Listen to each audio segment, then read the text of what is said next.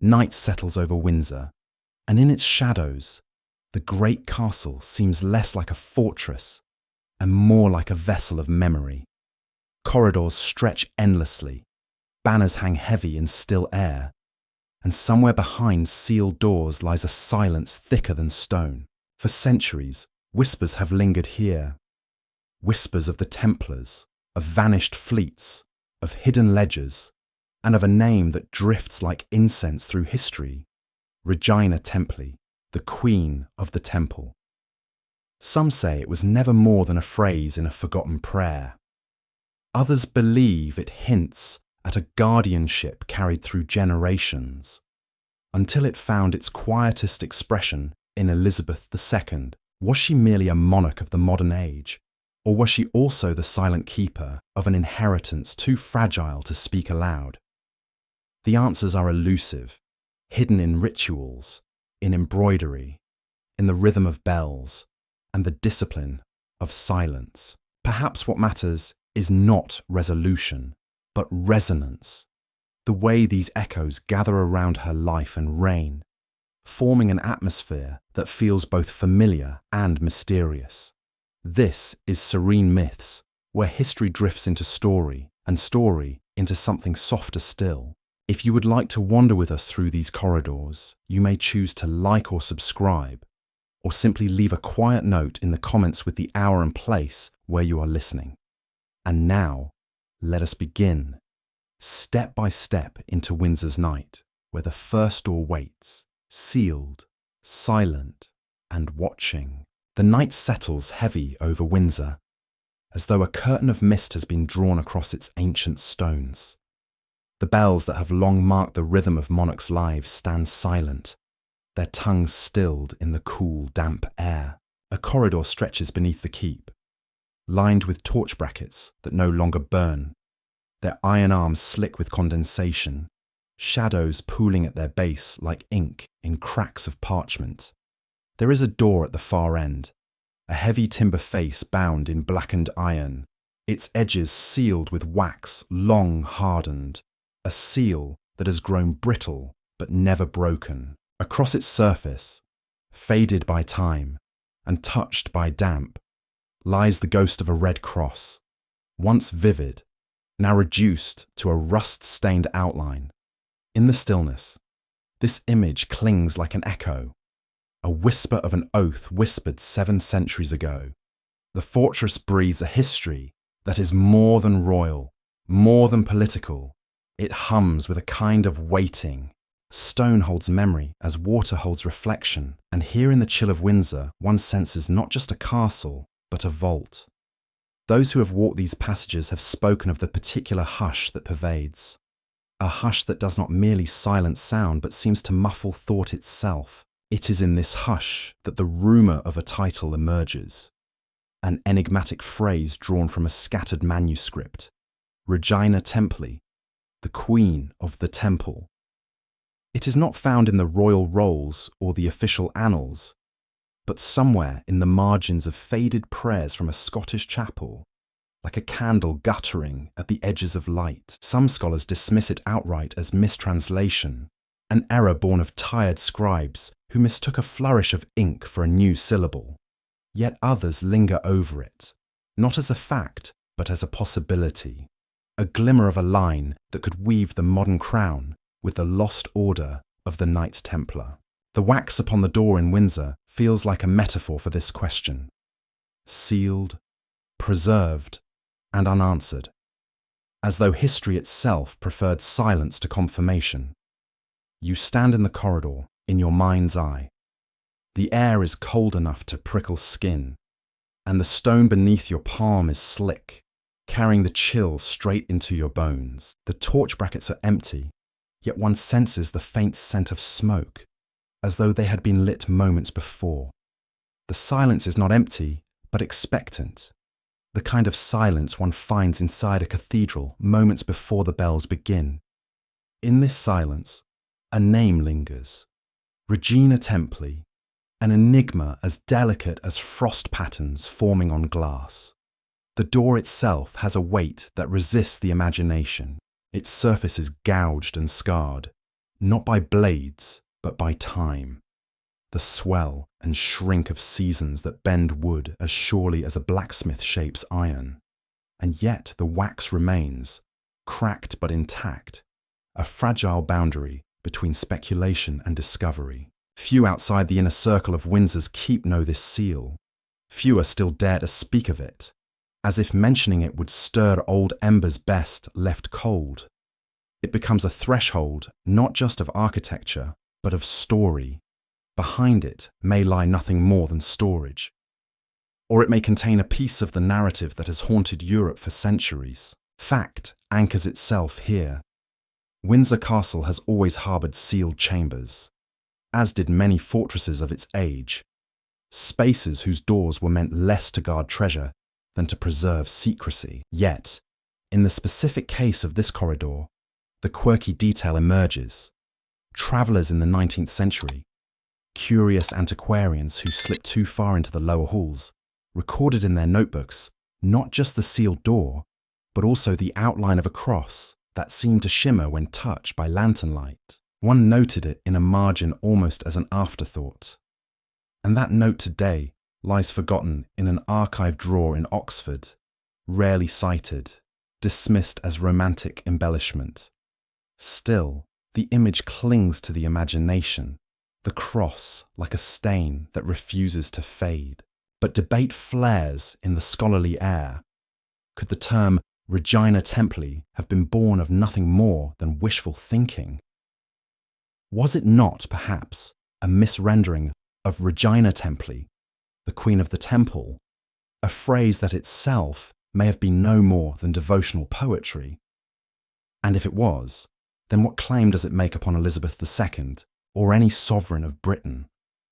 Critics argue that to read lineage into liturgy is to confuse prayer with genealogy, that this is the very trap into which many romantic historians fall.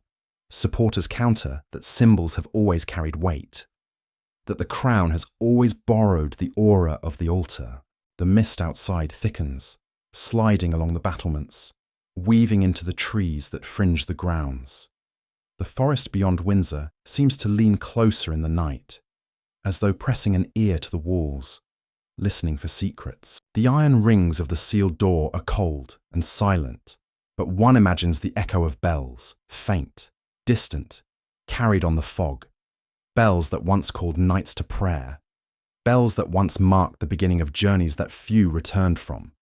The motif of steel, bells, and mist gathers itself here, like a triad of guardians watching over both silence and story. The candle of curiosity flickers, but it does not blaze. This is not the stage for revelation, but for suggestion. The question rests upon the air. Was there ever a Queen of the Temple? Or is this title a shadow cast by longing, by the human hunger for continuity between the fractured pages of history? The seal upon the door endures, a patient reminder that some questions resist the press of answers, that silence itself may be the keeper of a truth too delicate for blunt exposure. And so, the corridor waits. The stone breathes. The mist curls at the edges of the keep. We step back from the sealed threshold, leaving the wax untouched, the cross faintly glowing in memory. Ahead lies a widening path, where questions deepen and symbols begin to weave a tapestry that stretches from the dust of Jerusalem to the coronation oil of Westminster. The night's hush does not break, but bends, leading softly into the next chamber of the story, where speculation grows into the shape of a central mystery. From the hush of Windsor's corridor, the question takes its first full breath. The name Regina Templey does not rest only on the sealed door, but lingers in the folds of forgotten manuscripts, in ink that has faded to a grey so pale it seems to whisper rather than declare. It is in Scotland that this phrase emerges most clearly, tucked within a prayer book copied by monks in the late 15th century. Its vellum margins crowded with flourishes of ink and half-drawn roses. The phrase itself was not presented as a royal title in any official sense, but as a fragment of devotion, a whispered invocation that named a woman, perhaps allegorical, perhaps specific, as the Queen of the Temple. This scrap of text has captured the imagination of those who search for threads linking the lost order of the Knights Templar to the British Crown. Scotland, after all, holds its own particular resonance in Templar legend. When the Knights were driven from France in 1307, stories tell of ships sailing north, docking in hidden coves, and knights vanishing into the mist of the Highlands. Local lore insists that some found sanctuary under the wing of sympathetic nobles, especially families like the Sinclairs of Rosslyn, whose chapel still hums with carved riddles of stone. It is here, in such soil, that a phrase like Regina Templey might take root, not as fact, but as symbol, not as title, but as a torch passed quietly through generations. Yet facts must be marked carefully. The prayer book that contains the phrase is catalogued in Edinburgh, its condition fragile, its text often debated.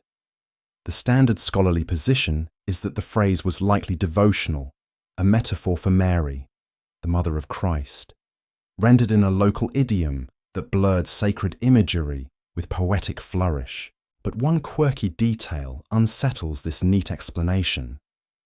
Within the same margin as the phrase, the scribe had drawn not a Madonna or a lily, but a rose encasing a cross, the petals surrounding the arms of a Templar emblem. The combination is not unique in medieval manuscripts, but its placement beside the enigmatic title invites a reader to pause. Debate thickens when one considers the timing. The 15th century lay well after the suppression of the Templars, and yet the order's symbols still appeared in scattered manuscripts across Europe, like sparks refusing to die in the ashes. Was this persistence mere artistic borrowing, or did it hint at a hidden continuity? Some argue that by the time this manuscript was produced, the idea of the Templars had become more myth than memory, available for poetic use by any scribe. Others counter that Scotland's unique history, with its traditions of independent families and churches less tightly bound to Rome, might have allowed Templar remnants to survive in more tangible ways. Imagine for a moment the cloister where the scribe bent over the page.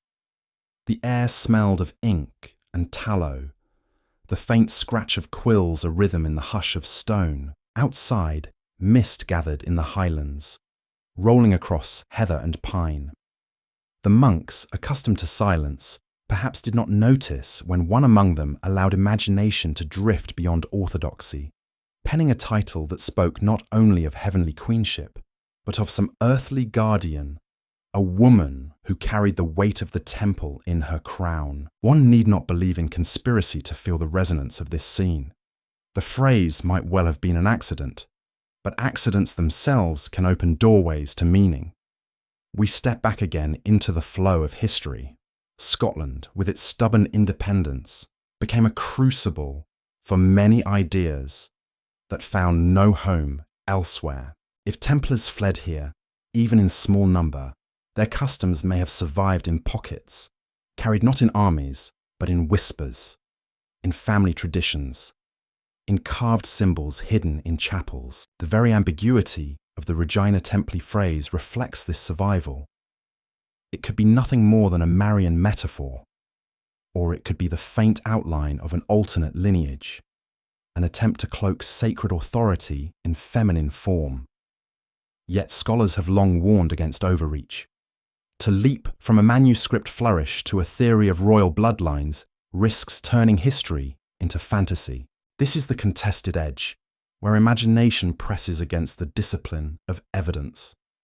What is certain is that the phrase exists.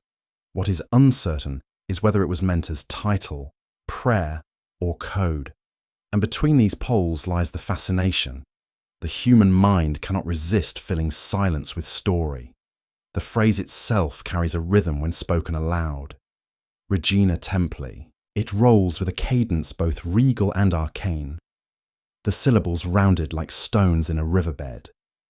It does not sound accidental, and yet its clarity remains obscured, like a bell heard through mist, audible but indistinct.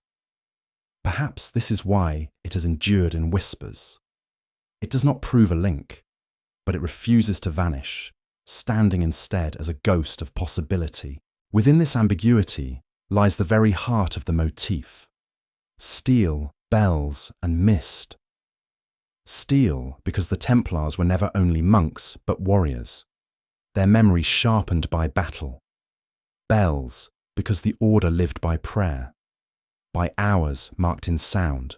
And mist, because after their suppression, they dissolved into rumour, into speculation, into margins of manuscripts that do not answer, but merely gesture.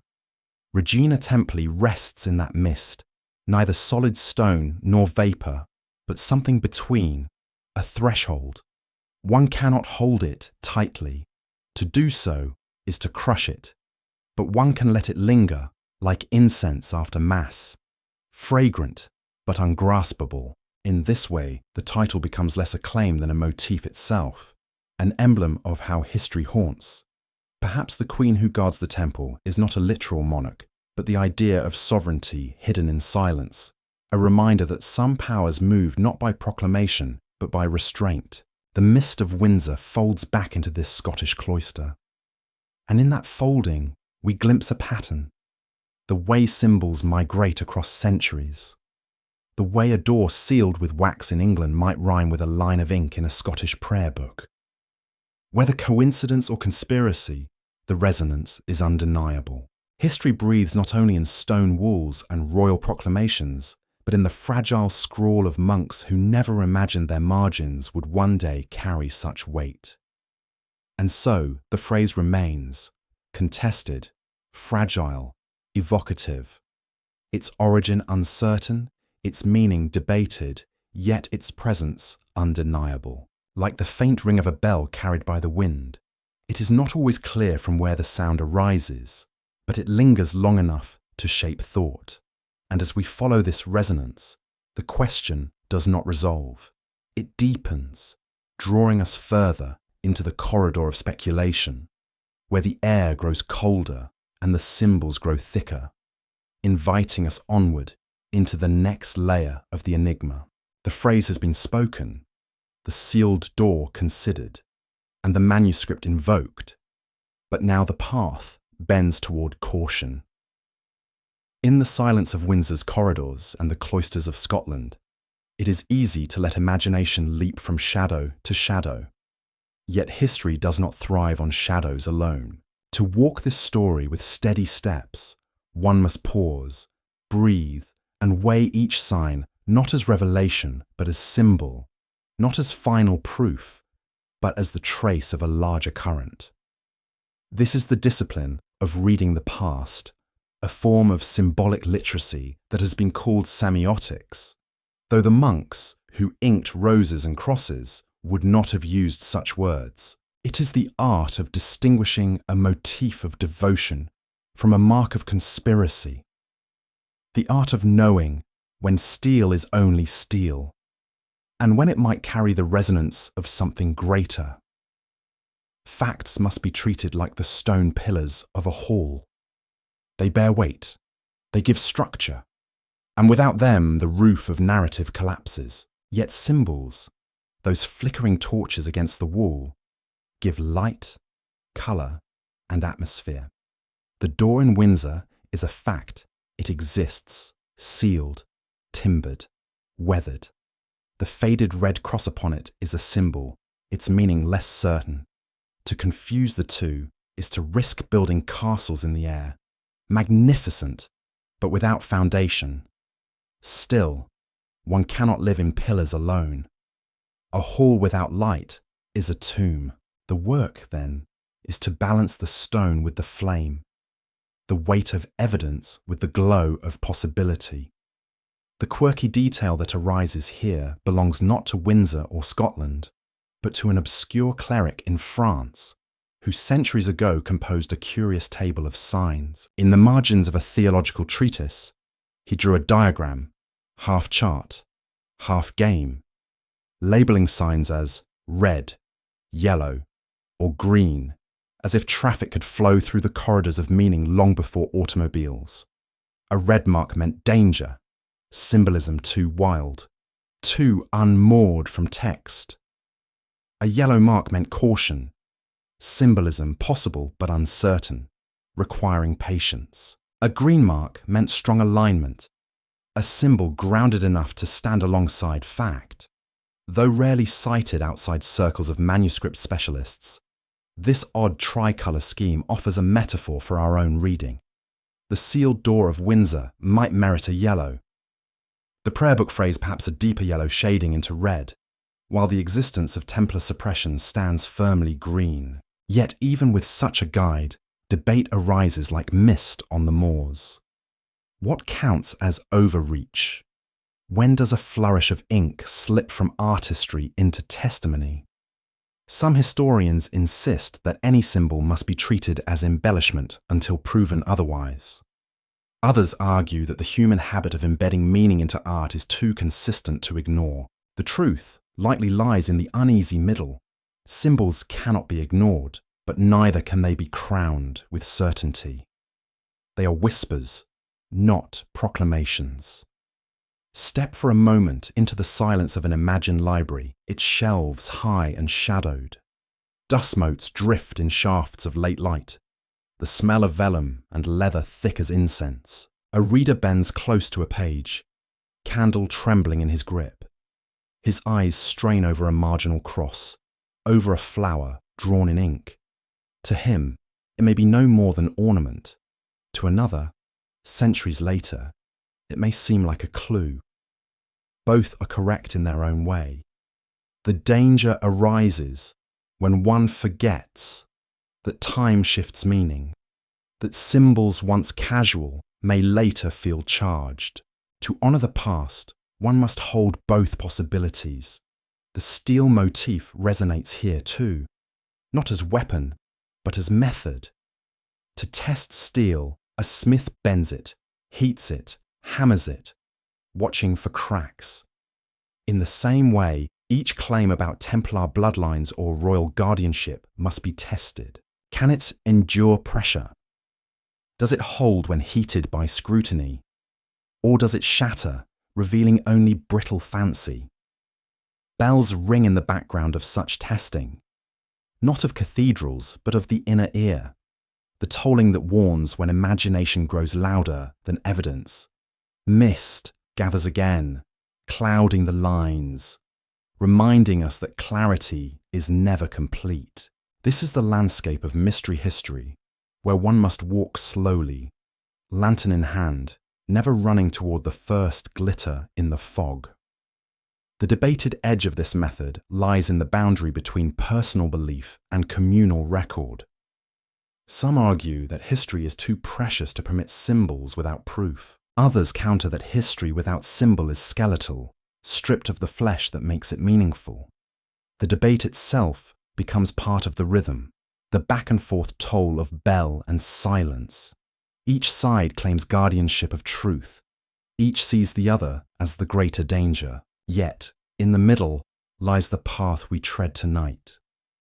To read carefully, to savour images without crowning them, to acknowledge possibility without proclaiming certainty. There is something almost monastic in this practice. To sit with a symbol, not to chase it into speculation, but to hold it gently, is a discipline of patience. It resembles prayer in its rhythm. Inhale the fact, exhale the question, inhale the image, exhale the caution. This pattern can lull the mind, a meditative walk through corridors of stone where each carving, each echo, each flicker of light is noted but not overclaimed. In this way, the story becomes less a search for hidden treasure and more a pilgrimage into silence. The whisper of Regina Templey remains, but it is now framed within this practice. It is not evidence of lineage, nor is it dismissed as nonsense. It is a yellow flame flickering on the edge of vision, worth noting, worth pondering, but not yet green. The sealed door, the manuscript, the cross, they form a triad of suggestion, none sufficient alone, yet together they generate atmosphere. an aura that may conceal truth or may only conjure longing. The point is not to resolve, but to listen. Thus we find ourselves at a threshold, not of oak and iron, but of method. Ahead lies a path strewn with symbols, roses, crosses, oaths, and letters sealed. Without caution, one could mistake every stone for a relic, every shadow for a knight. With too much caution, one could dismiss the resonance entirely and reduce the journey to dust and silence. The balance lies in walking steadily, in letting the mind breathe in symbols, while the heart remembers that silence too carries meaning. And so, the motif continues. Steel tested, bells faint, mist drifting. We have armed ourselves with a method, a lantern to carry into the darker halls. Beyond this point, the timeline will stretch, drawing us to dates fixed and firm. Jerusalem in 1119, Paris in 1307, the flames of 1314. There steel will clash, and symbols will bleed into history's stone. The corridor lengthens, the air sharpens, and we take our step into the unfolding of the timeline. The path now widens, and from the silence of Windsor and the whispers of Scotland, the story threads itself into a line of dates. History is not only mist and symbol, it is also sequence, a rhythm of time that beats like a drum beneath the chant of bells. To hold this tale in hand, one must stretch a string across the centuries and mark where its knots lie. Those points where the echoes of steel and silence rise most clearly. It is here that the narrative finds a gentle crest, not a climax of thunder, but a measured unfolding, a scribe's deliberate laying down of milestones. The beginning is Jerusalem, the year 1119, the city, long fought over, long prayed over, stood as both jewel and wound in the medieval world. Among its battered streets and echoing churches, 9 knights gathered with a vow to defend pilgrims travelling to the Holy Sepulchre. Their order was humble at first, no more than a handful of men with little wealth, granted quarters in what was believed to be the former Temple of Solomon. From this dwelling came their name, Poor Knights of Christ and of the Temple of Solomon. The image of the temple clung to them, giving their order an aura both martial and sacred, steel tempered with prayer. This moment marks the green light on the timeline, the beginning secure, its stone foundation firm. As years passed, the order grew, swelling into hundreds, then thousands, until the white mantle with its red cross became a symbol known across Christendom. They were no longer poor, no longer few. They held castles, lands, treasuries. They guarded not only roads but also gold, creating networks of deposit and transfer that some call the first banking system. They were both monks and merchants, warriors and accountants. But with power came scrutiny, and with wealth came envy. Thus, the line moves forward to another knot, darker this time, wrapped in mist. It is Paris, dawn, Friday the 13th of October, 1307. The order is accused of heresy, of spitting upon the cross, of obscene rituals whispered in shadows. Whether these accusations were truth, distortion, or invention remains debated. What is fact is that King Philip IV of France, deep in debt to the Templars, ordered their mass arrest. The bells that rang that morning did not call to prayer, but to chains. The knights were taken, questioned and tortured. Some confessed, some resisted. All were broken in one way or another. From this day forward, Friday the 13th would carry a curse, a superstition that lingers to this very hour. The line then draws itself to 1314, when Jacques de Molay, last Grand Master of the Order, was burned at the stake on the Île de la Cité in Paris. Flames licked the sky, and legend says his voice rose with them, cursing both king and pope to meet him in death within the year. Indeed, both Philip and Clement V died soon after, And though historians caution against giving the curse too much weight, the image of a knight's final defiance has endured like steel hammered into memory. Here the timeline tightens. The order, once mighty, was dissolved. Its properties seized, its name disgraced. And yet, not all threads were cut. Whispers tell of a fleet that vanished, of ships sailing west from La Rochelle into the mist, bearing treasure, or men, or secrets. Some stories place them in Portugal, where the Order of Christ emerged as a continuation under another name, a green flame still burning in new guise. Others claim they reached Scotland, where battle-worn knights found refuge, and where families like the Sinclairs kept their oaths alive in stone chapels. These are yellow knots on the line, tantalizing, suggestive, but uncertain. The steel is harder to test here, the bells muffled, the mist thick. From these medieval echoes, the line stretches across centuries of silence until, suddenly, it shimmers again in Malta, 1947.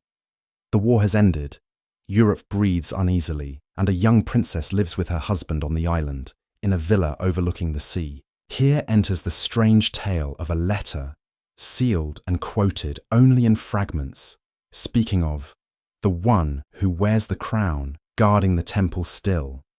Whether apocryphal or authentic, the letter adds a modern glow to the ancient thread, a new knot tied where few expected.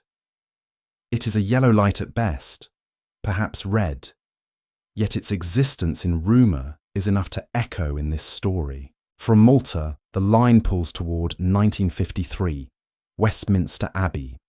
Coronation oil is poured in secret, hidden from cameras and public view. The ritual, ancient and carefully guarded, connects monarchs to divine sanction. For some, it resonates with whispers of Templar initiation. The unseen oil, like the hidden oaths of knights. Bells rang loudly that day, broadcast across the world, but in the midst of spectacle lay an inner silence, a rite unseen. This knot glows somewhere between green and yellow, solid in its fact, but shadowed in its interpretation. The last knot upon this line glimmers in 2005, within the walls of St. George's Chapel at Windsor. Here, amid the order of the Garter's heraldry, Prince Charles and Camilla received a blessing upon their union. The chapel's floor is patterned with sacred geometry, its stones said to hum with hidden design. The rite was simple, yet those who look with eyes trained on symbol see more, reading the moment as an echo of vows once spoken in secrecy. Debate rages. Is this imagination or inheritance? Fact, quirky detail and contested meaning entwine once more. Thus, the timeline stands, a thread strung with beads of stone and mist. 1119, the founding. 1307, the arrests. 1314, the flames. 1947, the island letter. 1953, the coronation oil. 2005, the chapel blessing. Each knot is both secure and uncertain, green, yellow, or red, depending on the lens one wears. Together, they form not proof, but rhythm, not revelation, but song. They are bells tolling across centuries, bells that sometimes clang clear, sometimes echo faint through fog. And so we walk along this line, hearing its music, watching its lights flicker. The sealed door of Windsor is only one threshold among many. Beyond it lies not only corridors of stone, but corridors of time. The steel has been tested. The bells have tolled. The mist has thickened. Ahead, the path leads deeper still, into the very heart of the Templar story, where vows were taken, battles fought, and a legacy of both power and silence began to take root in the soil of Europe. The year is 1119, and the first true note on this long string of time strikes clear. The city of Jerusalem, captured by the Crusaders 2 decades earlier, was a place of pilgrimage, devotion, and danger. Pilgrims arrived from distant lands, driven by faith and hope. Yet their paths were fraught with peril. The roads wound through rocky terrain, haunted not only by thirst and hunger, but by robbers and raiders who preyed upon the vulnerable. Into this uncertainty stepped a small brotherhood of knights, 9 in number, who bound themselves to protect those who travelled these holy routes. Their quarters were not in any palace, but in a wing of the Temple Mount itself, in buildings believed to rest upon the very ruins of Solomon's temple. From this unlikely lodging, they drew their name: Pauperes Commilitones Christi Templic Salomonici, the poor fellow soldiers of Christ and of the Temple of Solomon. The world would come to know them simply as the Knights Templar. It was a name forged of humility and grandeur in equal measure. Humble in their poverty, grand in their claim to guard the temple. In their earliest days, their existence was modest, even fragile. They had no wealth, no great lands, no armies at their command. They survived on gifts and alms, dependent on the goodwill of nobles and clerics. The fact that defines this moment is their simplicity.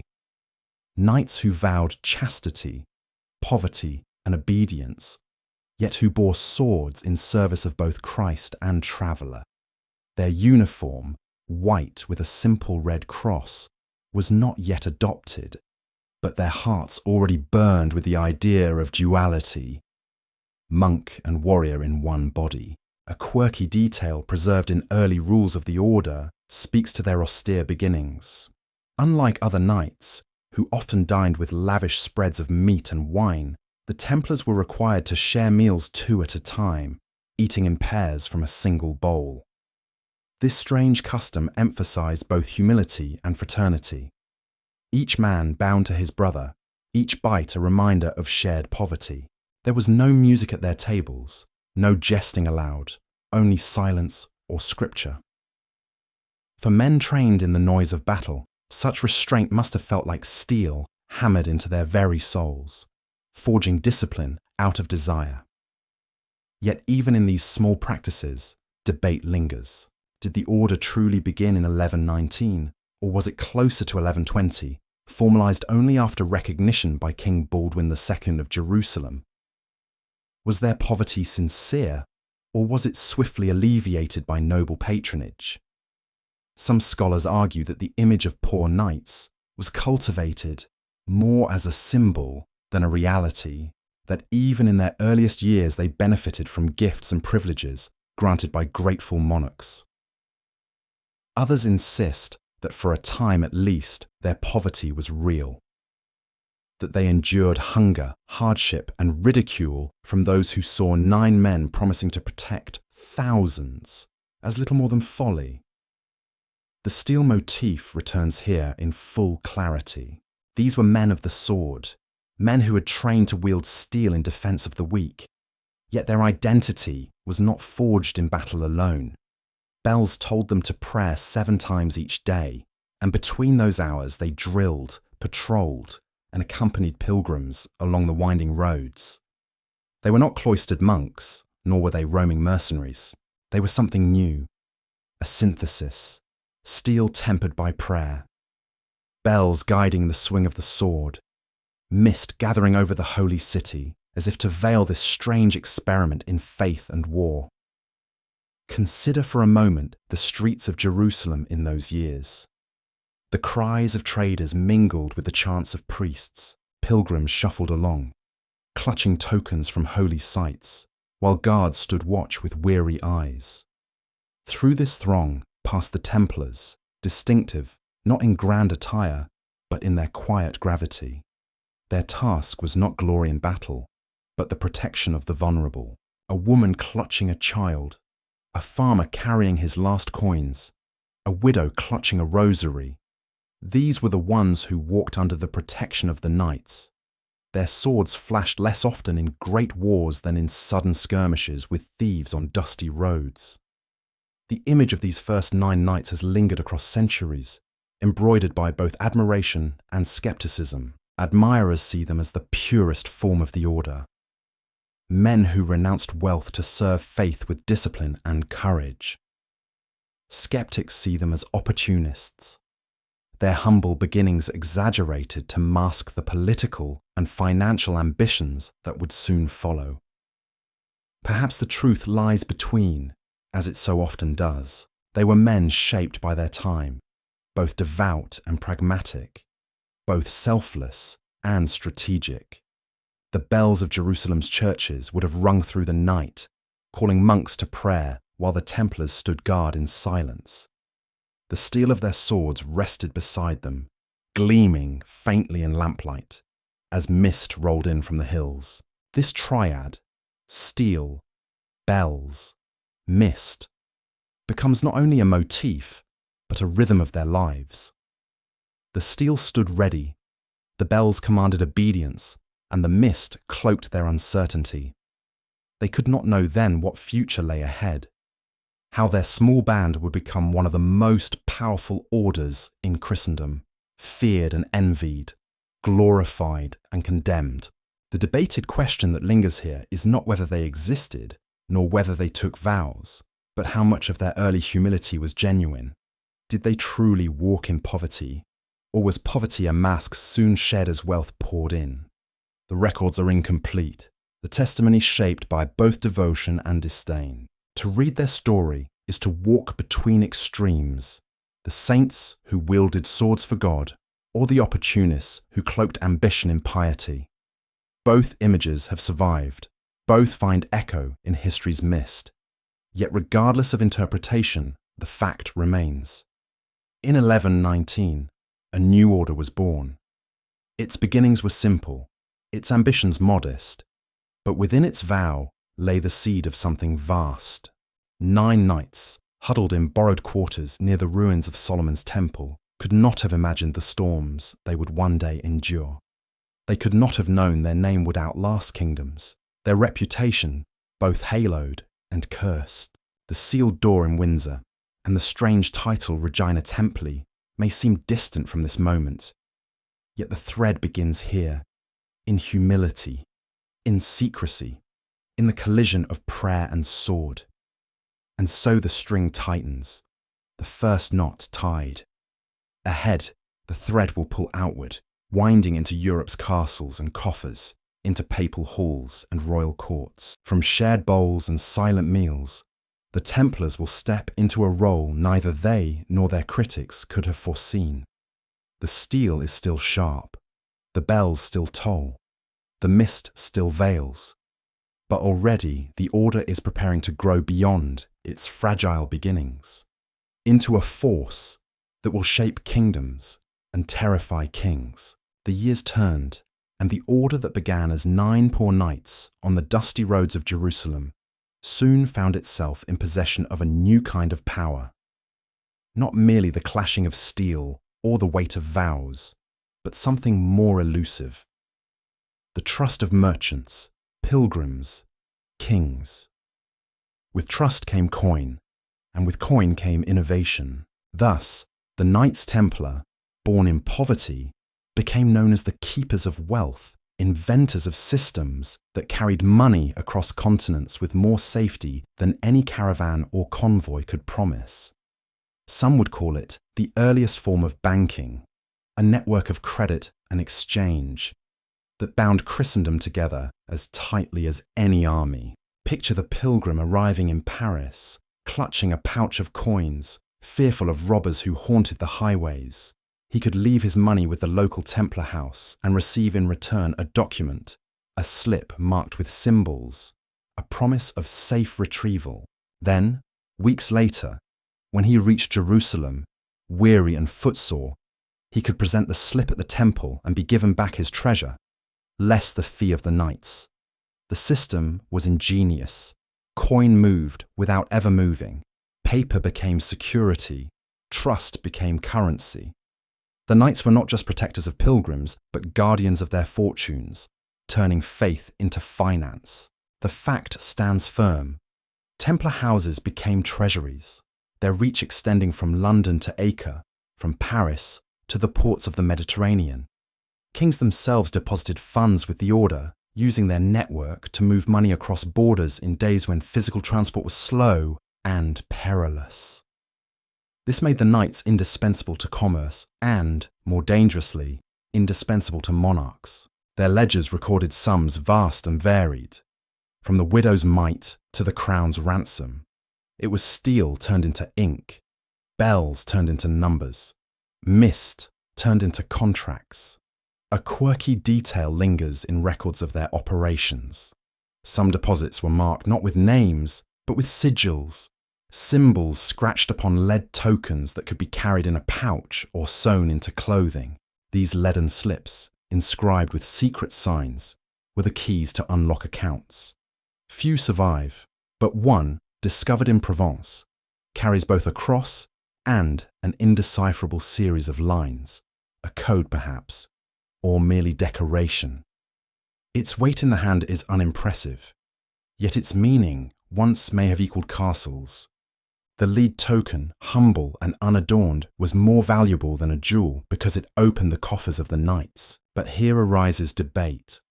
Were the Templars truly the originators of banking, or merely early adopters of systems already brewing in Italian city-states like Florence and Venice? Some argue that the knights merely applied monastic discipline to financial practices that were already known, that credit letters and deposit systems had precedents elsewhere. Others insist the scale of Templar operations was unprecedented, their network more secure and expansive than any rival could boast. Whether innovators or imitators, the fact remains that the Order's financial acumen became its armour as much as its swords. The motif of steel, bells, and mist weaves through this transformation. Steel, the knights' reputation for incorruptible force, which lent their financial dealings credibility. Bells, the rhythm of monastic life, which gave structure to their records and regularity to their duties. Mist, the secrecy that shrouded their ledgers, the obscurity of symbols that even today remain only partly understood. A pilgrim might never know what numbers lay behind the slip he carried, only that the Templars' reputation was enough to guarantee it. This trust was as strong as castle walls, stronger perhaps, for walls can fall, but faith in a name can endure. Imagine walking into a Templar commandery in the 13th century. The smell of wax and ink lingers in the air. Parchment crackles under the scribe's hand. Outside, horses stamp in the stables. Armour clinks as men prepare for patrol. Inside, another kind of battle unfolds, fought not with lances, but with ledgers. The scribe dips his quill, records the deposit, marks the token, and places it in the chest. Each line of ink is a promise. Each promise a link in a chain of trust that stretches across Europe. The knights thus became bankers, not because they sought wealth, but because their vows of chastity and poverty made them, ironically, trustworthy. Who else could be expected not to steal, not to squander, not to cheat? The aura of holiness became collateral. The debate sharpens again when one considers the Order's later downfall. Was it this very financial success that doomed them? By lending to kings, they became creditors, and creditors are never loved by debtors. King Philip IV of France, who orchestrated their arrest, owed them immense sums. Was it coincidence that the accusations of heresy came from the one most entangled in their financial chains? Many suspect not. Thus, the trust that built their empire may also have sown the seeds of its destruction. Yet in their rise, there is a strange beauty. The knights, bound by vows of poverty, created wealth beyond reckoning. The paradox lies stark. Men who owned nothing individually controlled everything collectively. Their coffers glittered not with personal jewels, but with the combined offerings of Christendom. And yet they still ate in pairs, still prayed by the bell, still swung steel when called upon. This tension between simplicity and power, between vow and reality, makes their story as compelling as any legend. The mist curls around this paradox, as it always does. It blurs the lines between fact and interpretation. Did the Templars consciously create a banking system? Or did they stumble into it out of necessity? Were they financial geniuses or merely practical monks? Was their rise a divine reward for their faith, or a dangerous deviation from their vows? The questions linger, unresolvable, like distant bells tolling through fog. Still, the fact endures. The Templars became synonymous not only with martial might, but with financial trust. Their name was a guarantee, their seal a promise. They bridged the gap between Jerusalem and Paris, Acre and London, without moving a single chest of coin across the seas. In this, they wielded a new kind of power, subtle but vast, invisible but immense, and so the thread continues, drawn tight toward the darker knot ahead. Wealth breeds envy, power breeds enemies.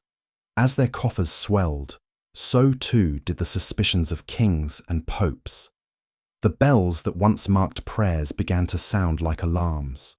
The steel that once defended pilgrims would one day be turned against the knights themselves. But for now, in this moment, their empire of trust stands unbroken, their tokens still exchanged, their ledgers still inked, their vows still binding.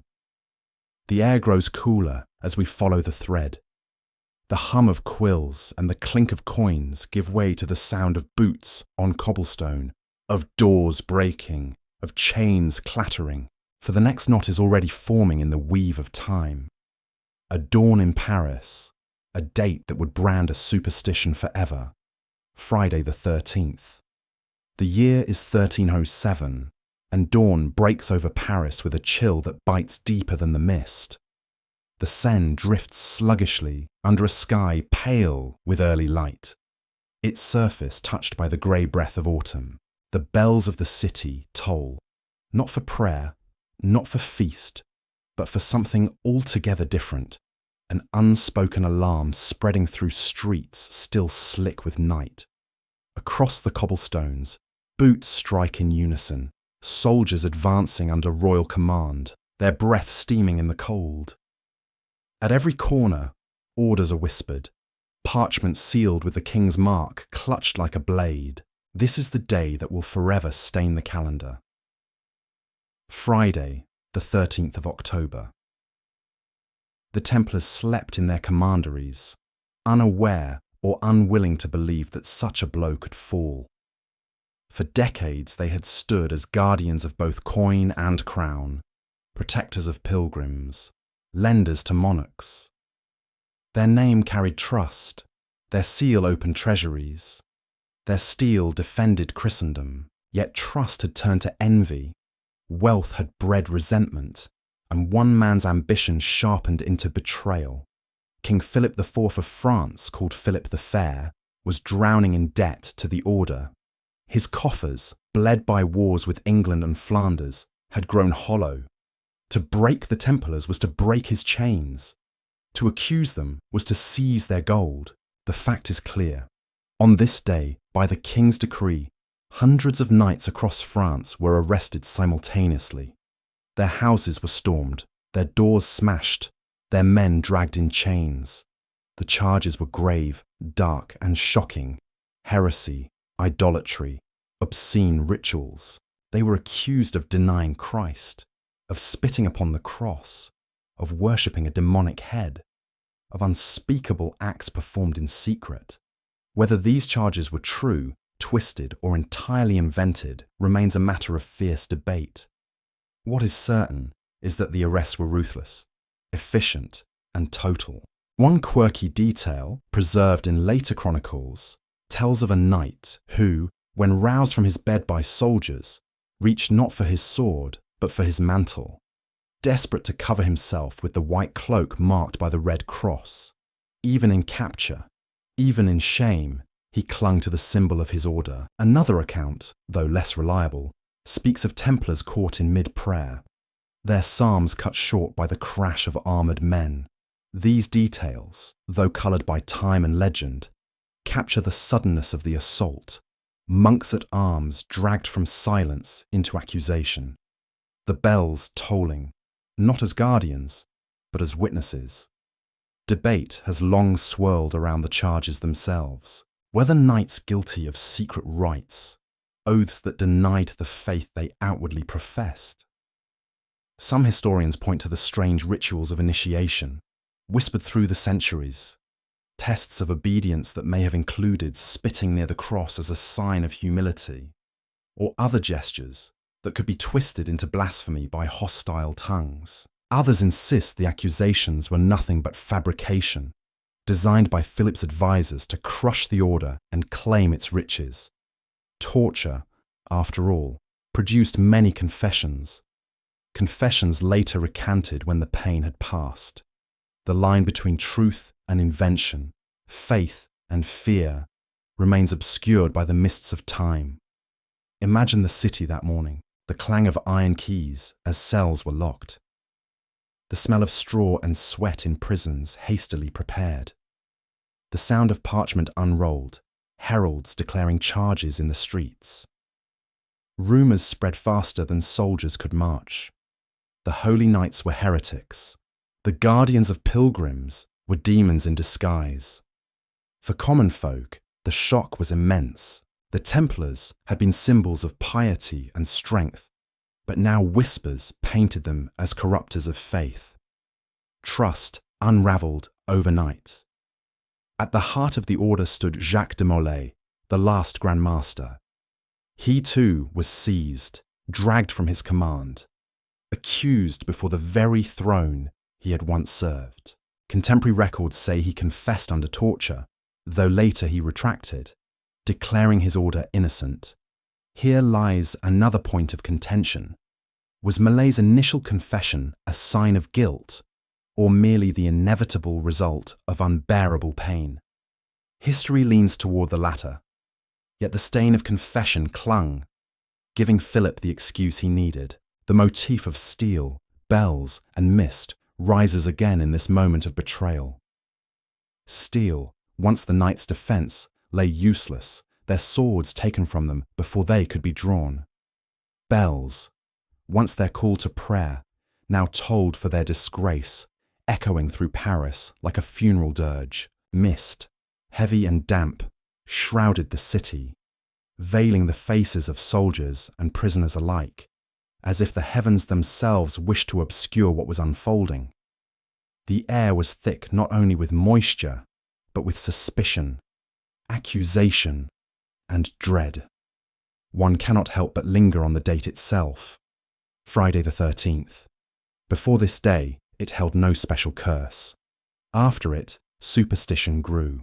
The combination of Friday, the day of Christ's crucifixion, with the 13th day of the month, long associated with imbalance, fused into a symbol of ill fate. Though historians argue over whether this superstition truly began here, the resonance remains. To this day, Friday the 13th carries an echo of chains clattering, doors breaking, and nights dragged into darkness. The debate over Philip's motives is sharper still. Was he truly convinced of heresy, or was greed his only guide? Some suggest he feared the Templars' growing independence, their loyalty divided between Pope and Crown. Others insist his debts left him no choice but to destroy them or be destroyed himself. What is certain is that he acted swiftly, decisively, without mercy. The Pope, Clement V, at first protested, then acquiesced, caught between royal pressure and fear of schism. The once proud order found itself abandoned, its allies silent, its enemies emboldened. The streets of Paris bore witness to a spectacle of downfall.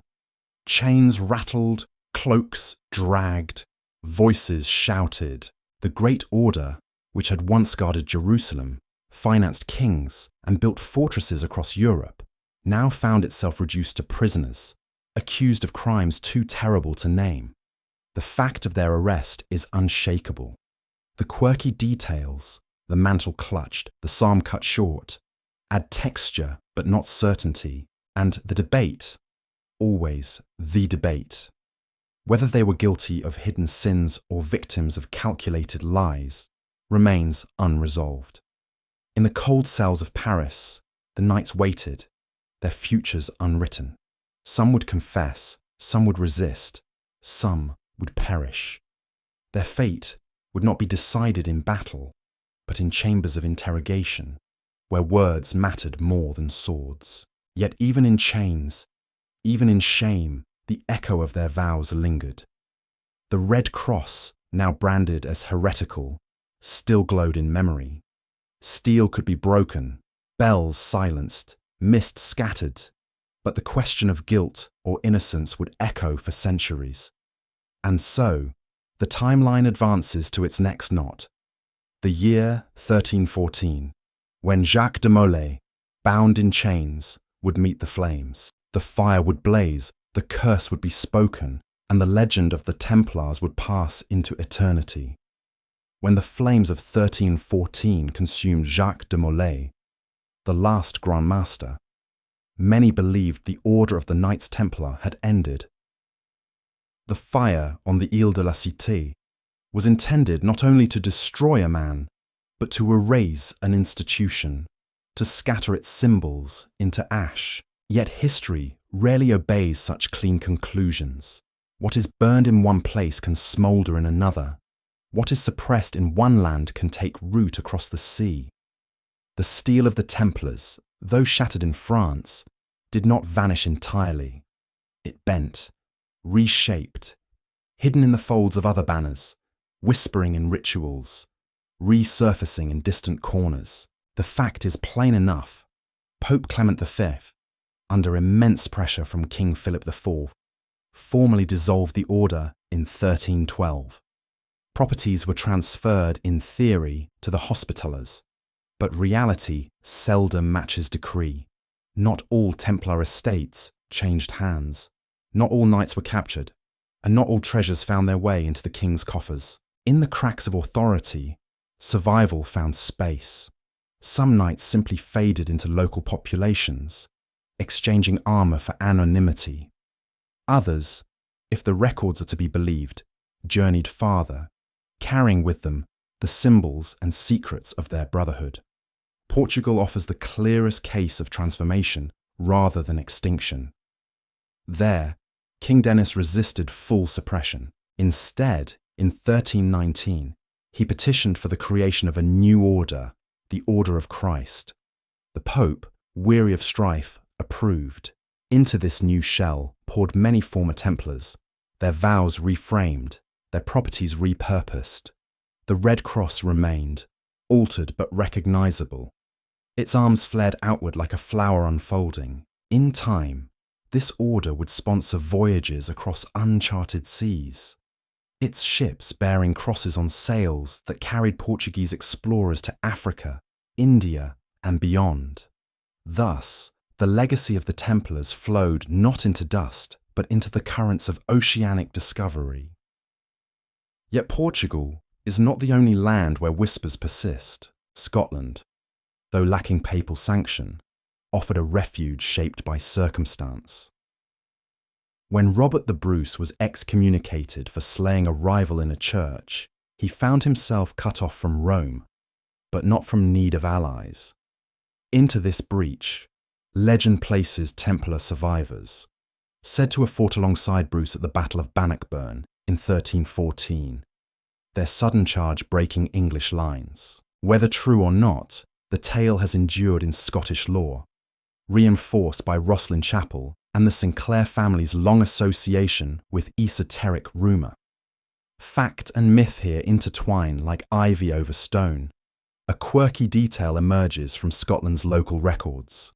A handful of place names carry echoes of the temple, Templelands or Ballintrodoch, suggestive of former holdings. Even centuries later, tenants paid rents that were marked as belonging once to the Templars. These scraps of continuity do not prove survival as an order, but they whisper of persistence, of memory too stubborn to die.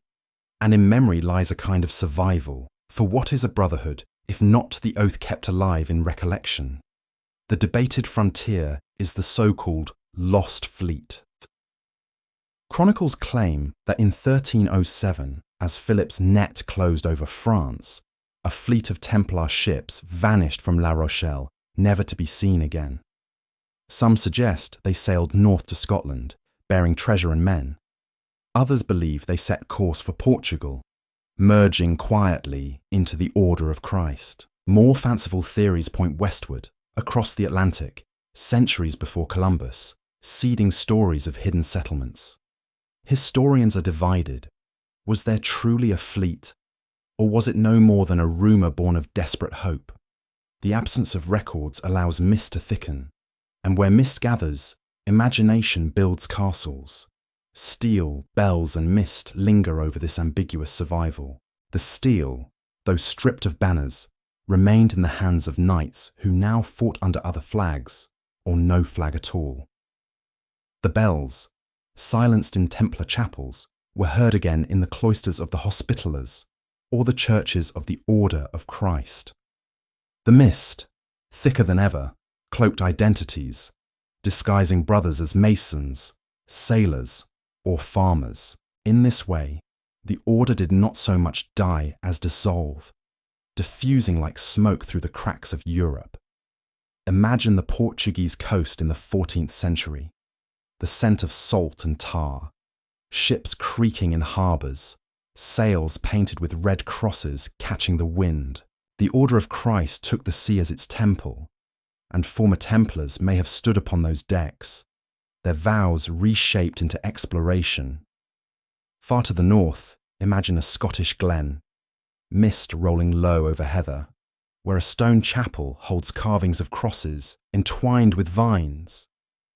The echo of a chant still lingers, though no monks remain to sing it. These images may not prove survival, but they illustrate how survival was imagined, remembered, mythologized. The debate deepens when one considers the integration of Templar bloodlines into noble families. Some argue that surviving knights married into aristocracy, transmitting not just wealth, but law. Others see in this claim little more than romantic invention, yet the persistence of Templar motifs in coats of arms, in church carvings, in whispered genealogies, suggests that something of the order's essence did seep into the veins of Europe's nobility. Was it lineage or mere admiration? Proof is elusive, but the symbols remain. Even the Hospitallers, who officially inherited Templar properties, found themselves influenced by their fallen brethren. The absorption was imperfect, incomplete. Templar methods of record-keeping, their military strategies, their architecture, all left marks upon the Hospitallers' evolution. In this sense, even within papal orthodoxy, the Templars lived on, ghosts within the structures of another order. Thus, the Templars' survival can be seen as a process of transformation. In Portugal, they became navigators. In Scotland, they became legend. In noble bloodlines, they became rumour. In the Hospitallers, they became influence. Steel reshaped, bells retuned, mist thickened. None of these strands alone proves continuity, but together they form a tapestry too stubborn to be dismissed. The order may have died in name, but in essence it scattered like sparks into the wind, some extinguished, some carried into new fires. And so the timeline bends forward. The Red Cross, once sewn on mantles in Jerusalem, now reappears in chapels and coronations, in coats of arms and rituals of kings. The Templar story, thought extinguished, lingers not only in rumour but in ceremony. Ahead lies England, Windsor, and the Order of the Garter, where a red cross appears again, stitched in silk, hinting at continuity cloaked in royal splendour. The mist has carried the echoes here, where steel meets crown and the question of guardianship grows sharper still. The centuries pass, and the Templar flame, though scattered, finds new flickers in the chambers of England.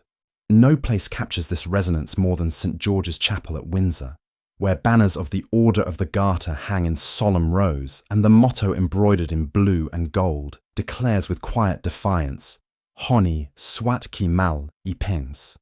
Shame on him who thinks evil of it. The words encircle a symbol, a garter of deep blue, worn with ceremony by monarchs and knights alike. To the eye of the historian, this is chivalry refined.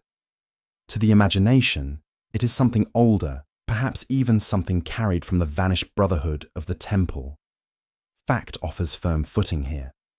The Order of the Garter was founded in 1348 by Edward III. Long after the suppression of the Templars, it is the highest order of chivalry in England, tied not to battlefields of Jerusalem, but to the Crown's assertion of legitimacy during the 100 Years' War. Its rituals centre not on secrecy, but on pageantry. Its knights drawn from nobility and royalty rather than monastic vows. Yet the Garter's motto, stitched in gold and worn upon the leg, carries an aura of secrecy nonetheless, as though daring the world to question what cannot be spoken. A quirky detail lies in the placement of symbols during coronations. In certain garments, the red cross appears stitched upon the sovereign's attire, not always as a dominant emblem, but as a subtle mark tucked amid roses, thistles, and leeks. One garment of Elizabeth II, carefully embroidered for the coronation of 1953, carried such a detail. It was not remarked upon at the time, overshadowed by the grandeur of crown and sceptre. But later observers noted the faint echo of Templar imagery woven into the very cloth of sovereignty. Was it coincidence, tradition, or an intentional nod to something older? The detail, small as a thread, tugs nonetheless. Here lies the contested edge. Is there truly a lineage from the Templars to the Garter, or is this nothing more than aesthetic coincidence? Historians of orthodoxy argue firmly for the latter. The Garter, they insist, was born of Edward III's political needs, a statement of unity and honour in the face of war. Any resemblance to Templar ritual is purely superficial, born of medieval Europe's shared symbolic vocabulary. Yet others point to the chapel itself, to its heraldic banners, to its liturgical echoes, and suggest that Edward may have drawn inspiration from whispers of the Temple's legacy. England, after all, never persecuted the Templars with the fervour of France. Their dissolution there was gentler, their estates quietly absorbed. Could fragments of their memory have been woven into new forms, subtle but enduring? Imagine standing in St. George's Chapel during a Garter service. The air smells of incense and candle wax, the light softened by stained glass. Above, the banners of living knights ripple faintly in draughts, their emblems, dragons, lions, roses, fluttering like silent witnesses. The choir intones, their voices reverberating off stone, a harmony that feels ancient. Beneath the sound, beneath the ritual, one can sense a continuity, not of institution, but of atmosphere, the same fusion of faith and power, of secrecy and display, that once defined the Templars now lingers here, transformed but recognizable. The motto itself invites speculation. Honi soit qui mal y pense. The phrase resists easy translation, carrying a sense of warning cloaked in courtesy. Shame on him who thinks evil of it. What is it? Officially, the Garter itself, a symbol of honour misunderstood. But some readers hear more. Shame on him who dares to interpret too deeply. Shame on him who questions the hidden core. Could this motto, intentionally or not, echo the silence of the Temple, that refusal to speak plainly, that insistence that some truths remain veiled? It is speculation, yes, but speculation that resonates with the aura of Windsor's Chapel. The motif of steel, bells, and mist shapes this scene too. Steel, here ceremonial, gleams in the swords borne by knights of the order, no longer swung in crusade but in ritual procession. Bells toll above, marking the rhythm of service, their sound washing over choir and monarch alike. Mist, though absent in the stone vault, seems to gather in the mind. A haze of meanings and associations that cloud the line between pageantry and inheritance. One hears the echo of ancient vows even as the modern crown asserts itself in clarity. Debate sharpens around Elizabeth II herself. Some claim her quiet dignity, her refusal to grant interviews, her aura of distance, resonates with the discipline of secrecy long prized by the Temple. Others dismiss this as projection, a romantic imposition upon a queen whose silence was shaped not by medieval vows, but by 20th century duty. And yet, when one sees her seated beneath the banners of the Garter, robed in velvet, encircled by a motto that dares interpretation, the temptation to read continuity is strong. A further detail complicates matters. In the 15th century, a manuscript from Scotland referenced a prayer in which the phrase Regina Templey was inscribed alongside invocations of knights and crosses. The manuscript's authenticity has been debated, but its resonance lingers. To some, it suggests that the concept of a Queen of the Temple was alive in symbolic language even after the order's dissolution. If so, might the Garter rituals, later absorbed into coronations and royal iconography, serve as vessels for this lingering motif? Or is the connection illusory, a pattern seen in mist but not in stone? What is certain is that the Garter survives as a living institution, its ceremonies tied intimately to monarchy, its chapel still echoing with voices each year. Within its walls, one feels the density of history, the layering of meanings. Perhaps this is why it invites such speculation. It does not need to be a continuation of the temple to carry the same aura of mystery. The convergence of crown, cross, and silence is enough to summon echoes, and so the gentle climax of this chapter arrives. A vision of Elizabeth II beneath the banners of the Garter, the motto gleaming in gold, the red cross faint in embroidery, the silence of her demeanour filling the space like incense. Is this the inheritance of the Templars, or the independent flowering of England's own chivalric tradition? The debate is unresolved, as it always is, but the resonance, the atmosphere, cannot be denied. Steel glints, bells toll, mist thickens, and the story presses forward. From this chamber, the thread leads us onward, deeper into Elizabeth's reign itself.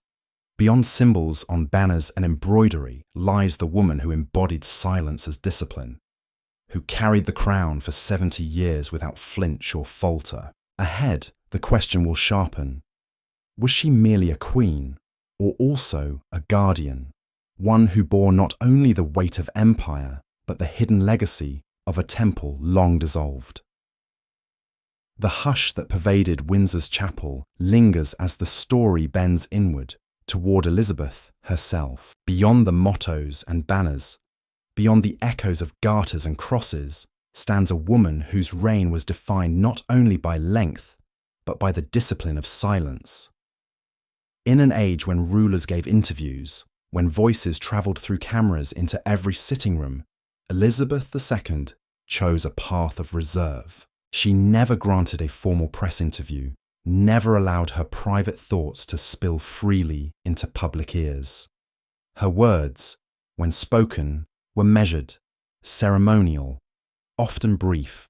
It was a silence not of absence, but of presence, a silence that carried weight, that made even a rare sentence shimmer like steel in the sun. Fact holds steady. Throughout her 70 years on the throne, the Queen adhered to strict constitutional neutrality. She did not reveal her political opinions, did not engage in public debates, did not let the press pry open her private convictions. This was not accident, but discipline, a tradition inherited from monarchs who understood that the crown must be seen as impartial if it is to endure. Yet in her case, the discipline seemed heightened, a near monastic refusal to let words scatter where silence might suffice. A quirky detail of her daily life embodies this discipline. Each day, a red dispatch box, lacquered and heavy, was delivered to her desk. Inside, papers from ministers and officials, updates on laws, policies, events unfolding across the globe. She read them, studied them, initialed them. The box was a ritual, as constant as bells marking hours in a cloister. To outsiders, it was a practical tool. To those who watched closely, it became emblematic of her restraint. She would know, she would read, she would weigh, but she would not speak. The red box was her companion, its silence matching her own. Yet this very silence invites debate. Was it merely the expected posture of a constitutional monarch? Or was it something more, a discipline cultivated as if it were vow? Some suggest that her silence was strategy, preserving mystique in an era of overexposure. Others, reaching for symbolic resonance, hear in it the echo of Templar secrecy, of vows kept beneath the veil of ritual. If the Templars prize silence as much as steel, then perhaps her reign too can be read as a guardianship, of continuity, of mystery, of something never spoken but always present. Imagine her presence in those rare moments of crisis broadcasts, the soft timbre of her voice, the precise cadence, the careful selection of words. During the Gulf War, during the death of Diana, during the pandemic, she appeared on screen, serene, measured, unwavering. In each case, she said less than some hoped, yet what she did say became etched into collective memory. Her silence gave her words gravity. Like bells tolling only on solemn days, they rang deeper because they were rare. The motif of steel, bells and mist clings here with subtle force. Steel, the firmness of her composure, unbroken even under strain. Bells, the rhythm of duty, the daily red box, the annual speeches, the ceremonies repeated with almost liturgical precision. Mist, the unspoken, the veiled interior life, never revealed, always implied, making her presence larger for its mystery. These elements shaped her reign as surely as banners and coronations. It is worth pausing to imagine the private rooms of Buckingham Palace, the scent of polished wood, the faint rustle of papers, the gleam of the red box waiting on a desk. Outside, the noise of a city teeming with voices, opinions, debates. Inside, silence. The Queen turns a page, reads, marks her initials. The bells of Westminster strike the hour, and still she does not speak. It is a discipline that feels almost medieval, a vow not sworn in a chapel, but lived across decades of rule. Some biographers note her fondness for horses, corgis, simple routines, details that humanize her. Yet, even here, silence dominates. She did not invite cameras into her stables, did not write memoirs filled with personal reflections, did not sit for tell-all interviews. She lived within walls, allowing glimpses but never full portraits. The effect was both distance and reverence. For many, she was not merely Elizabeth Windsor but Elizabeth Regina, less a person than an institution. That aura was made possible by silence. Critics, of course, have argued differently. They see her silence not as sacred, but as problematic, a refusal to engage, a failure to adapt to modern expectations of transparency. In their view, her discipline was not mystical, but outdated, a remnant of monarchy's refusal to evolve. Others counter that it was precisely her silence that allowed the monarchy to survive the storms of scandal and political change. In this clash of interpretations, we hear again the debate that shadows every Templar symbol. Is silence a strength, or is it avoidance? Still, the lived fact remains that Elizabeth II embodied an unusual kind of guardianship. She guarded not treasures of gold, but treasures of image. She ensured the monarchy remained above the fray, its mystery intact in an age when mystery was dissolving everywhere else. It is here, in this quiet guardianship, that some see her as a parallel to the Templar ideal. Knights who guarded pilgrims and relics by holding their tongues as tightly as their swords. Whether or not she inherited their mantle, her discipline mirrored their ethos. And so, when she appeared beneath the banners of the Garter, robed in velvet, crowned with diamonds, the silence that had marked her reign gave her presence a weight more ancient than her years. She was not only a monarch, but a keeper of quiet, a guardian of unspoken traditions. The speculation, whether she was Regina Templey, the Queen of the Temple, finds fertile ground here, not in evidence, but in resonance. Her silence becomes symbol, her reserve becomes ritual, her composure becomes myth. Thus, the chapter bends toward its next path. From this silence, we step outward, across seas and into history's shadows, to Malta in 1947. There, the young princess walked upon an island, scarred by war, carrying no crown, yet but already shadowed by destiny. There, whispers of a sealed letter arose, words hinting that the queen who would rise was more than monarch. She was guardian of a temple still. The year is 1947, and the world is still trembling in the aftermath of war. Cities lay in ruins. Families are scattered, and the air of Europe hums with both relief and exhaustion. Far from London, on the island of Malta, a young princess has settled with her husband, the naval officer Philip Mountbatten. The island itself, a fortress carved from limestone, carries scars of siege and bombardment. Streets twist like veins through Valletta. Balconies hang heavy with laundry and flowers, and the bells of churches ring with a defiance born of survival. Into this landscape walked Elizabeth, not yet crowned, but already shadowed by the weight of expectation. The fact of her residence there is certain. From 1949 to 1951, Elizabeth and Philip lived in Villa Guardamangia, while he served with the Royal Navy. Yet it is 1947 that memory clings to most vividly, for in that year they first stepped ashore, their lives entwined with an island that had itself been hailed as unsinkable for its resistance during the war. For Elizabeth, Malta was perhaps the closest she came to ordinary domestic life, walking streets without crown or court, living as a naval wife rather than sovereign in waiting. A quirky detail emerges from local lore. Residents recall her strolling through markets, her dress plain, her demeanour unassuming. Children chased one another down stone alleys, and occasionally they would pause, wide-eyed, recognising her only because of the sudden hush that spread when she passed. Unlike the rigid protocols of London, Malta allowed glimpses of simplicity.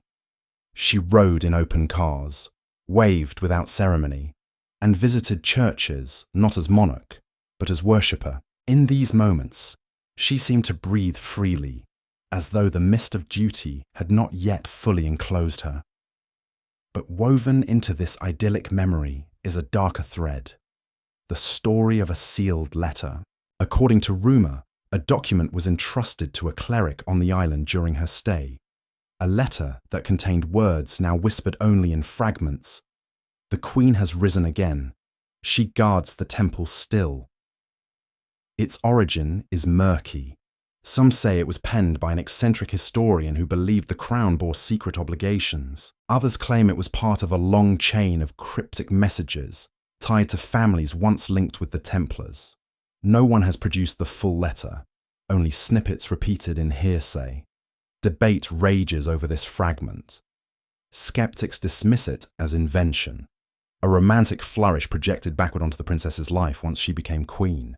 They argue that the letter never existed, that it was a post-war myth, born in the smoky rooms of Valletta, where sailors and scholars alike traded legends. Yet believers cling to its phrasing, to the idea that Malta was not merely a posting for Philip, but a consecration for Elizabeth, a place where she stepped into an unspoken inheritance. The words themselves, "She guards the temple still," carry a resonance that cannot be easily shrugged off, echoing like bells in a chapel long after the service has ended. Imagine the villa in those years. Its limestone walls glowed pale under the Mediterranean sun, its windows open to the salt air.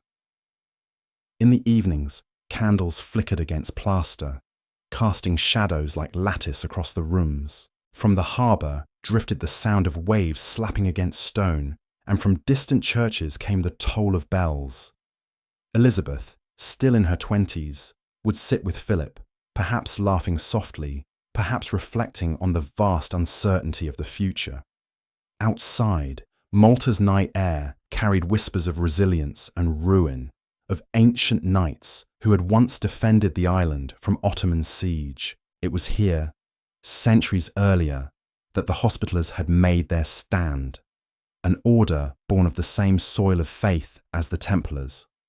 The parallels were irresistible to storytellers. The motif of steel, bells, and mist deepens in this setting. Steel, the memory of naval battles fought just offshore, ships scarred but unbroken. Bells, the ceaseless toll of Malta's churches, ringing over harbours and hills. Mist, the sea haze that rolled in at dawn and dusk, veiling the island in grey softness, a cloak of secrecy and endurance. These elements framed Elizabeth's life on Malta, imbuing even her ordinary days with an aura of history's resonance. It is tempting to see her time here as a rehearsal, a liminal space between maidenhood and monarchy. She lived briefly as a wife in a home not wholly her own, surrounded by echoes of orders and empires that had long since passed.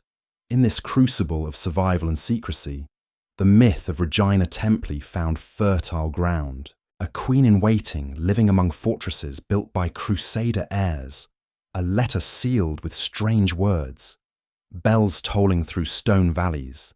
These fragments wove themselves into a narrative that later storytellers could not resist. But what does one do with such fragments? The historian must ask, where is the document? Who transcribed its words? Why does it vanish when sought? Without evidence, the letter drifts into legend. Yet legend has its own power. It does not require parchment to live. It breathes in whispers. It thrives in atmosphere. For many Maltese who recalled Elizabeth's presence, the notion that she was more than a naval wife seemed fitting. She carried herself with quiet dignity, as though she bore secrets she would never share. Whether this was reality or projection scarcely matters. The impression endured. Consider again the phrase, "She guards the temple still." It resonates with ambiguity. Does temple mean the ancient order of the Templars? Or is it metaphor for the monarchy itself, a temple of continuity? Does still mean she continued a legacy already hers? Or that despite the fall of the Templars, the guardianship persisted in her? Each reading multiplies the mystery, like mist folding over mist. The words do not clarify. They invite reflection. Elizabeth left Malta before long, her duties pulling her back toward the destiny that awaited. Yet Malta remained a place of memory for her, one of the few locations she recalled as a glimpse of private happiness. For others, it remained something more, a place where the strands of myth and monarchy intertwined. The sealed letter, whether real or imagined, clings to her story like a watermark, faint but impossible to erase. And so, the narrative moves forward, carrying the motif of guardianship. The island's bells fade into the distance, replaced by the solemn toll of Westminster's chimes. Ahead lies 1953, The coronation itself, when oil poured unseen upon her brow and symbols cloaked in embroidery, proclaimed her more than sovereign. The mist of Malta drifts inland to London, where ritual and secrecy entwine in the most public moment of all. The day of coronation dawned in June 1953, grey skies parting only briefly above London as crowds gathered in streets slick from morning rain. Flags snapped in the damp breeze, soldiers in scarlet lined the mall, and the air buzzed with anticipation. For many, it was spectacle, the crowning of a young queen, the beginning of a new Elizabethan age, but beneath the pageantry lay layers of ritual, some visible, others carefully concealed. At the heart of the ceremony was not the placing of a crown, nor the handing of a scepter, but a moment shielded from view, a silence more potent than the cheers of thousands. Fact holds steady here. The anointing with holy oil. It was the most sacred portion of the rite, conducted behind a canopy held aloft by Knights of the Garter. Cameras were forbidden to record it. The public could not see. As Handel's music swelled, Elizabeth was stripped of her crimson robe, seated in simple white dress, and touched with oil upon hands, breast, and head. This act, ancient and solemn, transformed her not only into monarch, but into anointed ruler, chosen by God in the tradition of kings and prophets. It was the sanctum within the spectacle, a whisper hidden inside a shout. A quirky detail, often overlooked, rests in the embroidery of the garments prepared for the day. Upon her coronation gown, designed by Norman Hartnell, were stitched emblems of the nations of the Commonwealth. Roses for England, thistles for Scotland, leeks for Wales, shamrocks for Ireland, maples for Canada, lotuses for India, proteas for South Africa, and more. Yet these plants, woven in gold and silk, formed more than patriotic tokens. Their intertwining spirals echoed medieval manuscripts where flora disguised messages, roots crossing over stems to form lattices reminiscent of crosses. Among them, in small yet deliberate flourish, the red cross of St. George found place, faint but unmistakable. To the casual eye, it was decoration. To those attuned to symbol, it whispered of continuities more ancient than empire. Here, the debate sharpens. Is this embroidery merely aesthetic, or does it hint at hidden allegory? Historians of fashion argue firmly for the former. Hartnell was designing for beauty, unity, and diplomacy, not for coded references to Templars or orders long suppressed. Yet others, steeped in symbolic readings, see more. The red cross entwined with rose and thistle recalls not only England, but also the duality of secrecy and openness that defined the temple. They suggest the gown itself was a palimpsest, a garden stitched with meanings unseen by most, a garment that cloaked the monarch in both floral grace and martial symbol. Imagine the abbey in that moment, the air thick with incense, candles flickering in golden sconces, the scent of wax and damp stone mingling with perfume of flowers laid upon altars. Trumpets sounded, choirs intoned, and yet within the canopy, silence reigned. Elizabeth sat as oil touched her skin, invisible to the thousands gathered, unseen even by cameras that captured every other instant. The crowd outside roared at intervals, but within there was hush as if time paused. The canopy itself was like mist, concealing, softening, guarding the secret act. Bells rang at intervals, but their sound only heightened the sense of enclosure. Steel has its echo here too, not in drawn swords, but in the regalia, the swords of state carried in procession, their blades gleaming beneath the abbey's vaults. They were symbols of power restrained, weapons transformed into emblems. The bells tolled above, announcing to the city that a new reign had begun. Mist lingered in the breath of those gathered. Damp air exhaled beneath vaulted stone, mingling with incense so that sight itself blurred, smoke and breath weaving into one. Steel, bells, mist. The triad returned, now woven into coronation's fabric. Debate continues in academic halls. Does the secrecy of the anointing echo Templar ritual, or is it simply Christian tradition?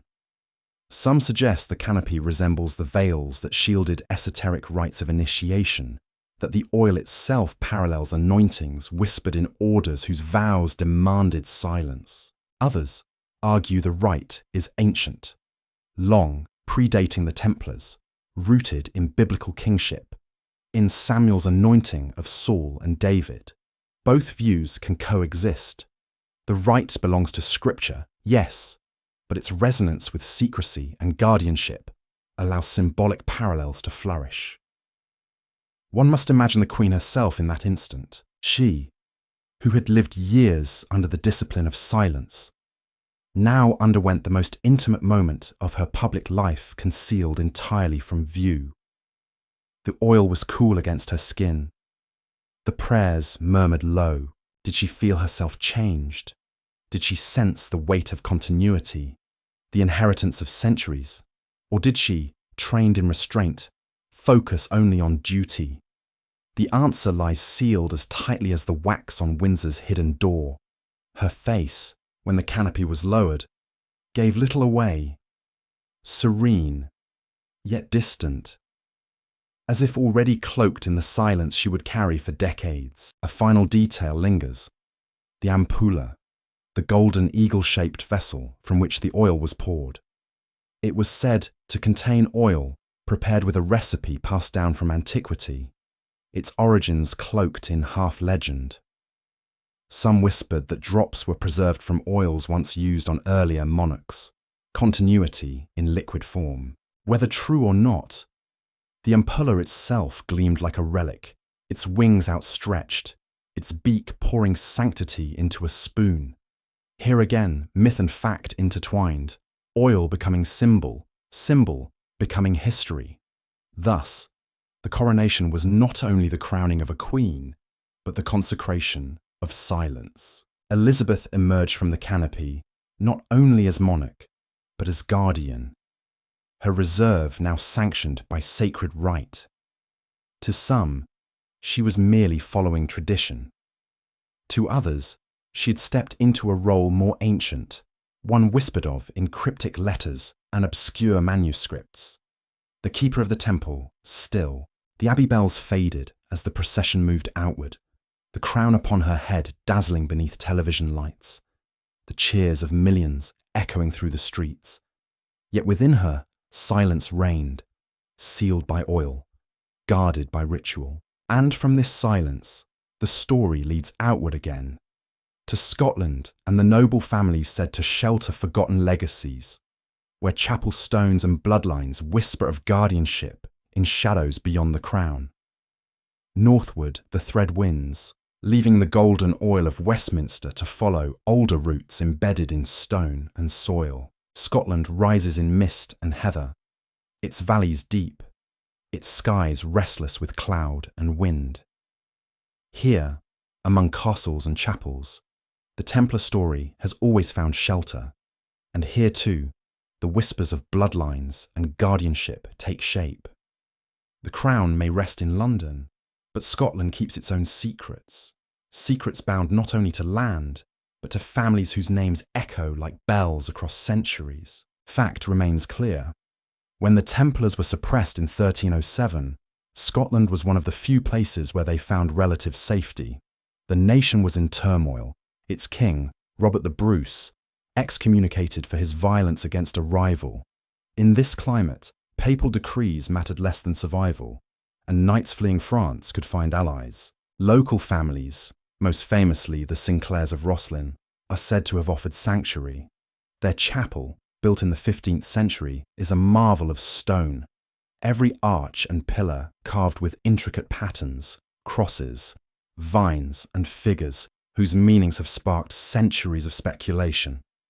To this day, Rosslyn Chapel is whispered of as a reliquary not just of stone, but of secrets. A quirky detail lingers within Rosslyn's carvings. Among the endless foliage and angels appear depictions of maize and aloe plants, flora not thought known in Europe until after Columbus sailed to the Americas. Scholars debate whether these carvings are anachronistic visions of the New World or simply stylized ornament misread by modern eyes. Yet their presence feeds the legend that Rosslyn guards knowledge far older and broader than conventional history allows. A legacy tied perhaps to voyages of knights who escaped suppression and sailed into the unknown. Debate sharpens around the Sinclair family itself. Were they guardians of Templar relics, or merely wealthy nobles whose chapel attracted myths? Some historians point to land charters that mention temple lands, properties once belonging to the order, as evidence of continuity. Others dismiss these as administrative labels, remnants of land redistribution rather than proof of survival. The Sinclair's lineage has also been tangled with romantic tales of hidden bloodlines, suggestions that they intermarried with descendants of Templars to preserve something more than property. Yet documents offer little certainty, and so the mists of doubt swirl as thick as the morning fog that cloaks Rosslyn's stones. Steel, bells, and mist resonate strongly in Scotland. Steel echoes in the tales of Bannockburn, where some chroniclers claim mysterious armoured horsemen appeared on the field to aid Robert the Bruce, their charge turning the tide. Was it Templars in exile, fulfilling vows in secret? Or was it merely Scottish cavalry, magnified by legend into saviours cloaked in white mantles? Bells toll from the chapels, their sound haunting valleys where clans once gathered in secrecy. And mist, always mist, hangs heavy over the highlands, obscuring truth and granting legend space to breathe. It is in this atmosphere that whispers of guardianship grow. If England's monarchy embodies ritual continuity, Scotland's families embody hidden inheritance. The Sinclairs, with Rosslyn as their emblem, are said to have guarded not only stones, but manuscripts, genealogies, perhaps relics carried from France. Their chapel's crypt, sealed and rarely opened, is the subject of endless speculation. Some imagine chests of treasure within, others sealed bones, others still documents that, if revealed, would shift the narrative of Europe's past. No evidence confirms these claims, yet their very secrecy sustains the myth. One must also consider the broader pattern of noble bloodlines. Throughout Scotland, across generations, marriages linked clans and families, weaving webs of kinship that stretch back into medieval times. Some genealogists argue that these marriages carried not only land and title, but whispered obligations, unspoken guardianship of symbols and traditions inherited from the dissolved order. It is an argument difficult to prove, yet alluring, for bloodlines themselves carry the aura of permanence, continuity across centuries that resist the erasures of papal bulls or royal decrees.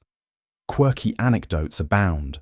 A Sinclair crypt supposedly sealed so tightly that when opened in the 18th century, bodies within were found perfectly preserved, seated upright in armour. The story, almost certainly embellished, nevertheless fueled imaginations of knights waiting in slumber until their order should be called again. Another tale tells of a chest discovered in Orkney, marked with a red cross and filled not with treasure, but with stones inscribed with symbols no one could decipher. Whether these tales hold truth or not, they illustrate how families like the Sinclairs became custodians not only of land, but of narrative, keepers of the misty overlap between memory and myth. Debate also stretches beyond Scotland into other noble families of Europe said to carry Templar echoes. In Portugal, the line of the Order of Christ absorbed many Templar traditions, linking explorers like Henry the Navigator to the Old Brotherhood. In France, whispers of Templar survival intertwine with the later orders of chivalry.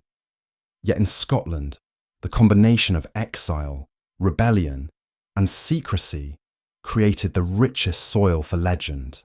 Was it coincidence that so many whispers gathered there, or was it by design? Families cultivating their roles as guardians to ensure their place in story as well as in history. Elizabeth II's own ancestry entwines with these northern lines. Through Stuart and Tudor marriages, her blood mingled with Scotland's nobility, and thus, at least symbolically, with the same families said to have sheltered the exiled knights. It is here that the narrative of Regina Templey finds another echo. A queen whose veins carry the mingled threads of crowns and clans, perhaps touched, however faintly, by the hidden inheritance of those who fled fire and found mist. The motif gathers again, steel gleaming in legend, bells echoing in chapels, mist thickening over valleys. The guardianship of families becomes not only a matter of stone crypts, but of whispered oaths carried through generations. Whether real or imagined, this inheritance adds depth to Elizabeth's aura as queen, situating her not only as ruler of a nation, but as symbolic heir to secrets kept alive by nobles who never bent fully to suppression. And so, the story bends forward once more. From the carved roses of Rosslyn, from the crypts, sealed in shadow, the path leads into the 20th century, into the lives of those closest to Elizabeth. For if guardianship lay in noble families, it also revealed itself in the dramas of modern royalty. Princesses, marriages denied, ceremonies altered. Ahead waits a chapter of Diana, Margaret, and the quiet geometry of a chapel floor, where echoes of the old order resurface in the rituals of a new age. The story moves closer now, from stone chapels and sealed crypts, into the fragile, glittering lives of the modern royal family.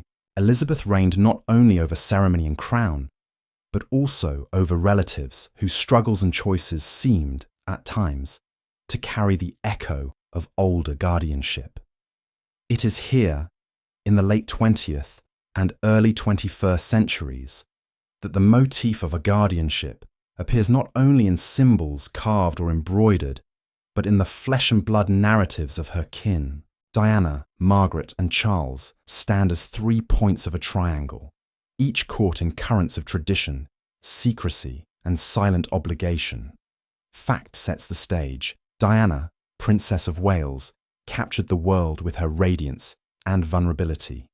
Her marriage to Prince Charles was celebrated as a fairy tale, only to dissolve under the pressure of duty and divergence. Yet in her words, recorded by friends and biographers, she spoke often of feeling ensnared by forces larger than herself, of an establishment that guarded not merely custom, but something older. They are the keepers of something ancient, she is said to have remarked once, her tone tinged with both awe and despair. Whether she meant protocol, tradition, or secrets of greater depth, her phrasing resonates with the language of guardianship. Princess Margaret's story adds another layer. Her love for group captain Peter Townsend in the 1950s was thwarted by the Crown's expectations. Her happiness weighed against the demands of monarchy. She chose duty, or perhaps had duty chosen for her, and the marriage never took place. The fact is well recorded. Margaret was told plainly that to marry a divorced man would imperil her role and the Crown's stability.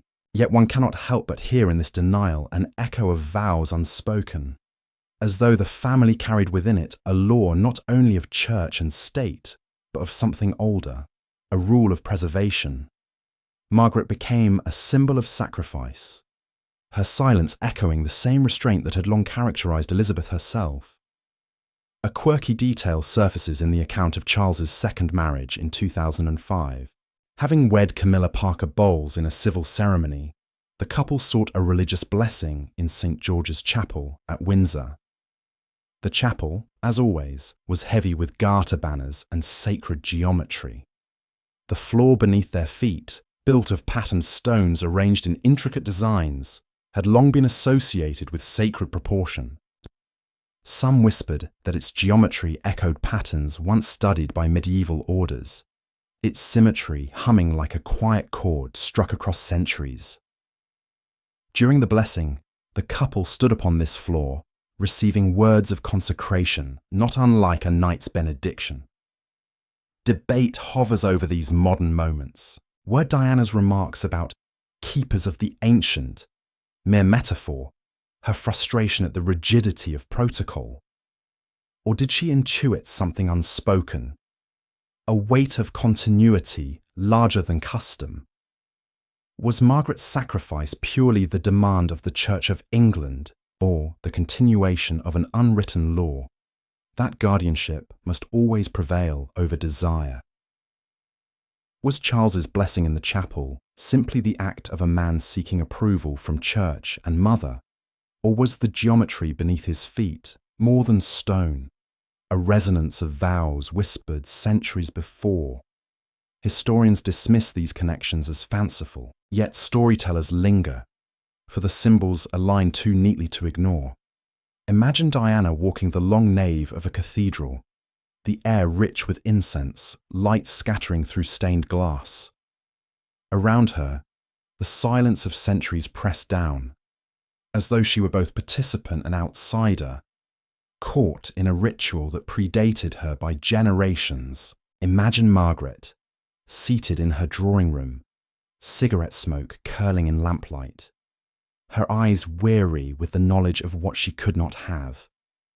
Imagine Charles and Camilla, standing in Windsor's chapel, their voices low as prayers were spoken, the geometry of the stones beneath them holding patterns traced by masons who may have known secrets older than the Tudor crown. The motif returns in quiet force.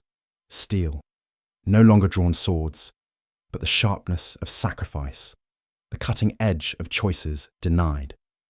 Bells, the toll of royal ceremonies, of weddings, funerals, jubilees, marking the rhythm of a family bound to service.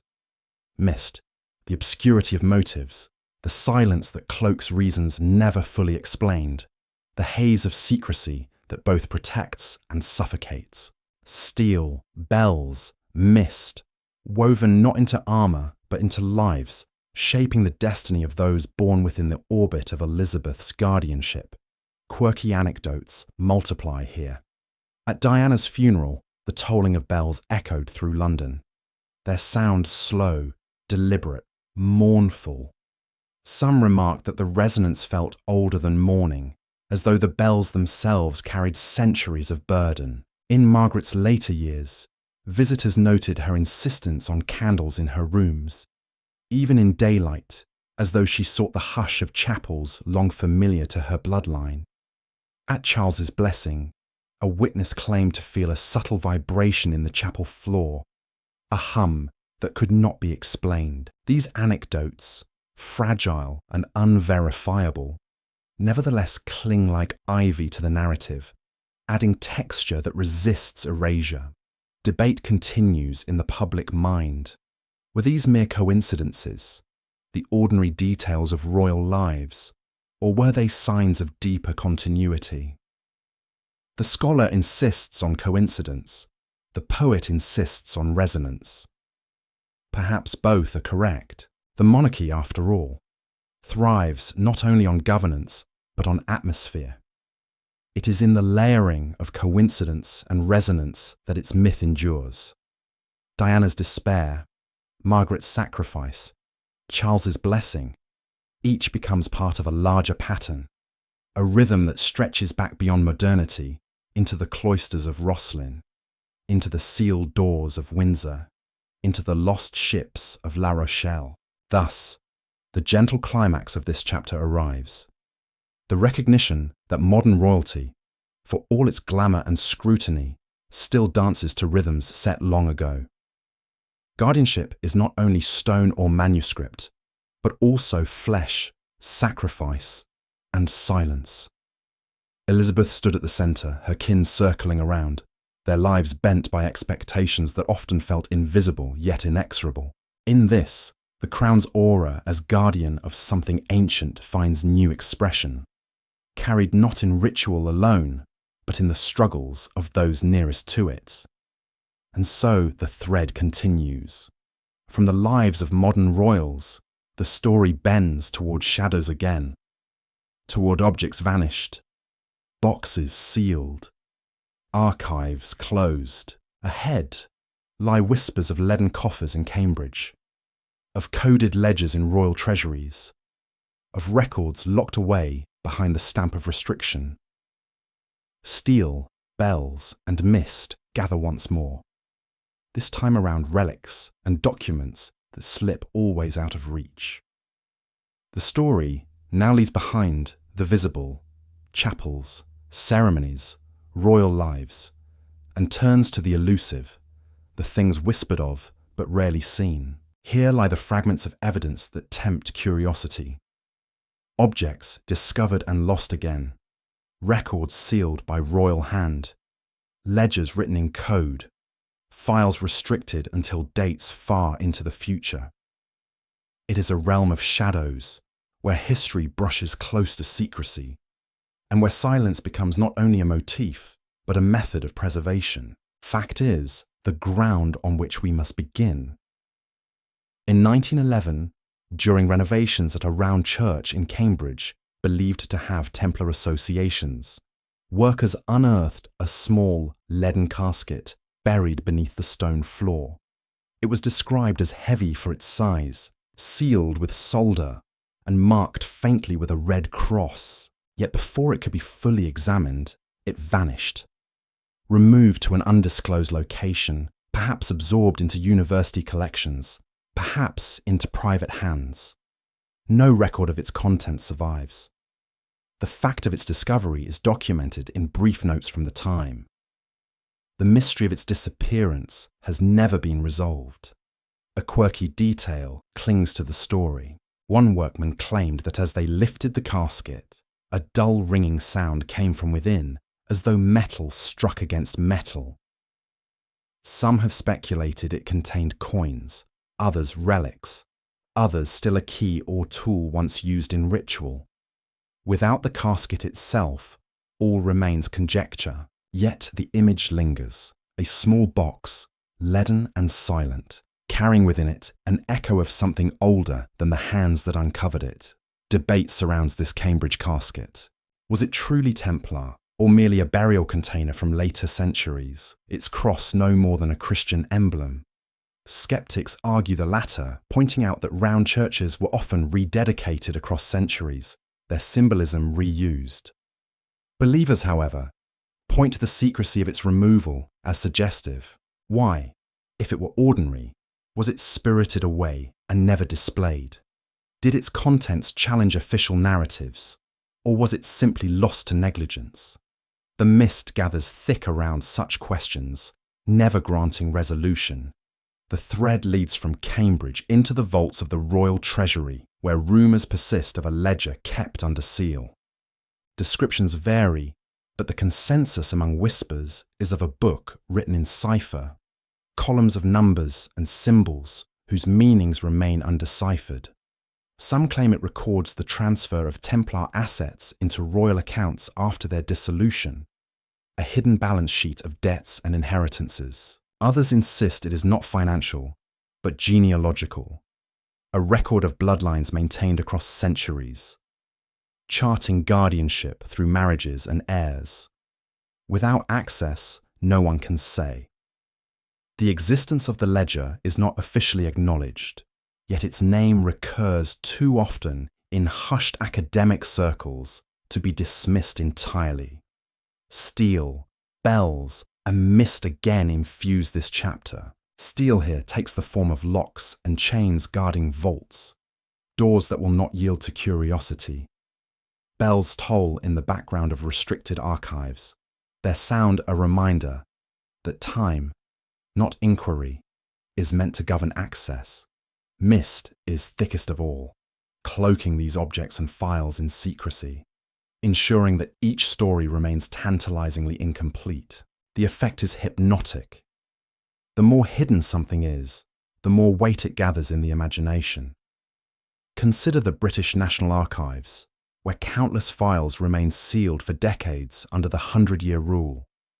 Among them, according to rumour, are documents tied to royal correspondence about orders of chivalry, their seals marked with the insignia of St. George's Chapel. Some researchers, granted limited glimpses, describe pages annotated with cryptic Latin phrases, fragments of prayers mingled with symbols of crosses and roses.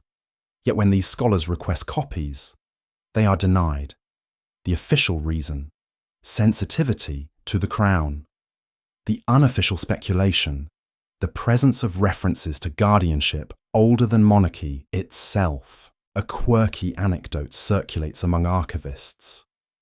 One file, requested under Freedom of Information petitions, was delivered to a scholar with half its pages missing, replaced with blank sheets stamped "withdrawn." The scholar, puzzled, asked why. The archivist only shrugged and said, "Some things are not for us to see." Whether this was bureaucratic error or deliberate censorship is unclear, but the effect is the same. Secrecy breeds imagination, and imagination breeds legend. Debate flourishes here, as it always does. Skeptics argue that such stories are the predictable consequence of bureaucracy, of archives too vast to manage perfectly, of files misplaced or protected for mundane political reasons. Believers counter that patterns emerge too clearly. Boxes vanishing, ledgers whispered, documents sealed beyond lifetimes.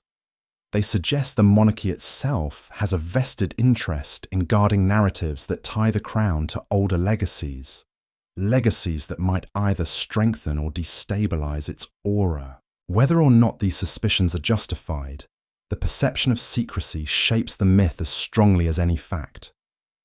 Imagine for a moment the vault of a chapel at Windsor, the smell of stone and dust, the cool air pressing against skin. A chest rests in the shadows, bound with iron, its lock untouched for generations. On its surface, a faint mark of a cross, half eroded. Above, the bells of the chapel toll, their sound reverberating through the vault like a chant. The chest is never opened, its key perhaps lost, perhaps deliberately hidden. What lies inside? Relics of knights, papers of kings, or nothing but emptiness, the silence itself preserved as inheritance. The image, vivid yet unverifiable, captures the essence of this chapter. Guardianship through silence. The motif is complete. Steel guarding, bells warning, mist concealing. These relics and records, whether caskets, ledgers, or sealed files, exist in a space between fact and myth. Their very absence from public view fuels speculation. They may contain nothing of consequence, or they may shift the narrative of monarchy and temple entirely. We cannot know. The silence itself is the story. And so the thread carries us onward. From hidden objects and locked archives, we return once more to atmosphere rather than artifact. The guardianship expressed in secrecy finds its parallel in modern ritual, in ceremonies and silences lived by Elizabeth herself. Ahead lies the conclusion not of relics, but of presence, of a queen whose life embodied restraint and guardianship. The mist grows denser, and through it, we glimpse again the figure at the centre, Elizabeth, the silent keeper of continuity. The trail of lost boxes and sealed ledgers fades now into the broader silence of Elizabeth's reign. For in truth, the greatest mystery was not always hidden in vaults or crypts, but lived in plain sight, woven into ceremonies, repeated in gestures, preserved through a discipline of reserve. To watch Elizabeth through her decades of sovereignty was to see guardianship enacted, not in secret councils, but in the ordinary rhythm of monarchy. Her life became itself a ritual, a chain of moments that together formed an unbroken line between past and present. between the visible and the veiled. Fact is undeniable. Elizabeth fulfilled public duties with relentless consistency. Year after year, she opened Parliament, held audiences with prime ministers, signed papers, and presided over ceremonies that seemed to exist outside of time. Her constancy gave the monarchy its continuity, a presence unshaken by war, scandal, or change. Yet beneath this visible steadiness lay a deeper silence, the refusal to ever explain herself, to comment on controversies, to let her personal convictions slip. Even those who worked beside her for decades admitted they never truly knew her inner thoughts. Silence was her shield, her mantle, her discipline. A quirky detail illustrates this discipline well. At Christmas each year, her broadcast to the nation was written largely in her own hand, yet carefully revised to exclude anything too personal or political. Listeners remarked that the speeches were curiously formal, heavy with tradition, light on revelation, and yet, because of this very restraint, they acquired weight. A single phrase of comfort spoken in her calm voice could seem monumental because it was never diluted by chatter. Like bells that toll only on feast or funeral, the rarity of intimacy gave her words resonance. Debate has long surrounded this silence. Was it merely constitutional neutrality, the expected posture of a monarch who reigns but does not rule? Or was it something more, an intentional cultivation of mystique akin to ancient orders who prized secrecy as sacred? Critics sometimes complained that she was too distant, too aloof for a modern age. Admirers countered that her silence was her strength, allowing the monarchy to remain above the fray of politics and gossip. Both views acknowledge the same reality. She kept herself veiled, and in that veiling lay power. The motif of steel, bells, and mist resounds in her daily life. Steel, the unbending composure with which she faced crises, from wars abroad to family scandals at home. Bells, the rhythm of ceremonies, jubilees, audiences, and services that marked her reign with a monastic regularity. Mist, the unspoken world of her private thoughts, never revealed, always sensed, hovering like a haze around her presence. Together, they created an atmosphere at once reassuring and enigmatic, an aura of guardianship that invited speculation without ever confirming it. Consider her demeanour at the opening of Parliament. The crown glittering with diamonds, the robe heavy with ermine, the sceptre gleaming with gold. Yet behind the magnificence, her expression was always the same: serene, inscrutable, calm. Her voice, when reading the speech prepared by her ministers, carried no personal inflection. The steel of her composure, the bells of ceremony, the mist of withheld opinion. These three elements fused, making her presence both human and more than human. Even in private, the aura endured. Household staff, who served her for decades, recalled that while she could be warm, even humorous, she rarely shared her deeper feelings. A quirky anecdote recalls her love of jigsaw puzzles. She would sit quietly for hours, piecing fragments into whole pictures, never speaking much as she worked. To those who watched, the image was striking. The Queen as puzzle solver, building coherence out of fragments, reflecting in leisure the same patience she showed in reign. The anecdote, light and domestic, nevertheless resonates with symbolism. She pieced the monarchy together daily, but never displayed the picture until it was complete. Debate stretches further when her reign is compared with those of monarchs past. Some argue she was uniquely suited to a 20th century world because her silence matched the public's desire for stability amid chaos. Others suggest her refusal to speak prevented necessary evolution, trapping the monarchy in ritual while the world rushed forward. Yet even critics admit that her silence preserved something intangible, an atmosphere of sacredness. When she appeared, people hushed. When she spoke, they listened. When she was absent, Her silence was felt. That aura is difficult to measure, but impossible to dismiss.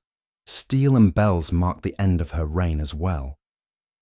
In September 2022, when news spread that she had died, the bells of London tolled in mourning, and her coffin was carried on a gun carriage, steel wheels rolling over stone streets. Mist seemed to gather over the nation, the weather itself subdued, clouds heavy, rain falling softly at intervals. The rituals of her funeral, candles, hymns, tolling bells, summoned centuries of continuity. The silence of her life culminated in the silence of a nation that stood still to watch her pass. Some whispered again, in those days of mourning, of the phrase Regina Templey, Queen of the Temple, not as proof of a lineage, but as symbol of what she embodied: guardianship by silence, presence through restraint, authority rooted in atmosphere rather than assertion. The legend and the fact converged, neither disproving the other. She had lived as monarch, but she had also lived as keeper, guarding not only crown and state, but the very mystery that gave monarchy its aura. And so the story circles back, finding in her presence the same essence that has lingered since the days of the Templars. Guardianship expressed in silence, power held through restraint, continuity carried through ritual. Whether one believes in hidden bloodlines or not, the resonance remains. Elizabeth II was not only a queen, but a symbol, a living thread of steel, bells and mist, weaving the past into the present. The narrative nears its close. Ahead lies the final descent into stillness, a wind down that slows the rhythm, softens the images, and draws the motif together. The sealed doors, the vanished caskets, the chapel floors, the quiet words, all converge into silence, the same silence that marked both the Templars' end and Elizabeth's reign. From here, the story will drift gently to its close, carrying the listener into rest as the motif fades like bells into the night. The pace slows now, as though the tolling of bells has stretched into long echoes fading across a misted valley. The story that began with a sealed door in Windsor, with whispers of Regina Templey, with flames in Paris and ships vanishing into fog, bends gently toward its end. We have walked through centuries, across the dusty roads of Jerusalem, the prisons of Philip's France, the chapels of Scotland, the ceremonies of Windsor, the quiet rooms where Elizabeth read her red box by lamplight. Each step has been marked by steel-tested, bells ringing, a mist gathering, shaping a rhythm that is both history and lullaby. The fact that remains unshakable is simple. Elizabeth II lived and reigned longer than any monarch in her country's history. Through her, the monarchy endured wars, crises, transformations, and scandals. Yet what endures in memory is not only her public deeds, but the silence that framed them. In an age of voices clamouring, her refusal to speak too much became itself a kind of guardianship, a preservation of aura. Just as the Templars preserved their secrets through silence, so too did she preserve the monarchy's mystery by never breaking its veil. That silence is her final legacy, as enduring as any crown or jewel. A quirky detail emerges from her funeral rites. As her coffin was lowered into the royal vault, the crown, orb, and sceptre, symbols of monarchy, were removed from its surface. The crown was lifted by the Dean of Windsor and placed carefully on the altar, the orb and sceptre laid beside it. The coffin descended into the earth bare, as though to remind all who watched that beyond symbols and regalia, the woman herself was only human. And yet, this very stripping away seemed to deepen the mystery. She departed unclothed of crown, but cloaked still in silence, her secret sealed with her. Debate will linger always. Was she truly heir to a Templar legacy, a living Regina Templey, Or is that title only a story layered upon her life by those who crave continuity between past and present? Skeptics will insist that no evidence proves bloodline or guardianship. Believers will counter that proof was never the point, that symbols, rituals, and silence themselves are the evidence. Perhaps the truth lies not in one side or the other, but in the resonance between them. The fact of her reign and the aura of myth combine to create meaning larger than either alone. Imagine now Windsor Castle at night. The halls are dark, the great chapel still, banners unmoving in heavy air. Only the faint chime of a clock breaks the silence. Somewhere, deep within, a sealed door remains, its wood weathered, its hinges rusted, its secrets untouched. Behind it, perhaps, nothing at all. Or perhaps fragments of a story too fragile to endure daylight. It hardly matters. The power of the door is not in what it hides, but in what it invites. The imagination of those who stand before it, the hush that falls as they wonder. Steel, bells, and mist gather one last time. Steel, no longer drawn in battle, now rests quiet, sheathed forever, its edge dulled by time. Bells, which once rang for coronations and crises, toll slowly, deeply, their sound stretching into the night. Mist folds over Windsor, over London, over Rosslyn Chapel stones, over Malta's shores, drawing a veil across centuries. In this triad lies the lull of history, not resolution, but rhythm. The story has been a weaving of threads, fact, quirky detail, and debate. Fact gives weight, like stone pillars. Quirky detail adds colour, like stained glass catching light. Debate swirls like incense smoke, never settling, always shaping atmosphere. Together, they create the aura of guardianship, the sense that history is not a closed book, but a living echo. Elizabeth, like the Templars before her, embodied this aura. Whether by inheritance or by coincidence, her reign resonated with the same motifs: discipline, secrecy, guardianship, silence. To call her Regina Templey is less a claim of genealogy than a recognition of atmosphere. She guarded a temple, not of stone perhaps, but of meaning, of continuity, of mystery. And as with all guardians, her truest strength lay not in what she revealed, but in what she kept veiled. So let the bells fade now. Let the steel rest. Let the mist settle soft over the story. We have walked the path together, from Jerusalem's roads to Windsor's sealed doors, from the flames of Paris to the oil poured unseen in Westminster.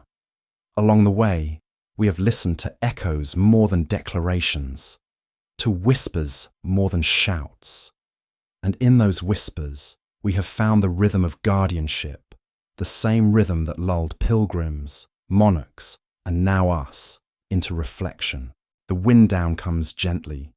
Sentences lengthen, like breath slowing at the end of a long day. The imagery softens, light dimming into shadow, sound dissolving into silence.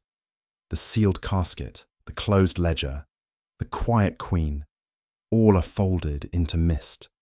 Nothing presses now but rest. And so, dear listener, may the silence carry you.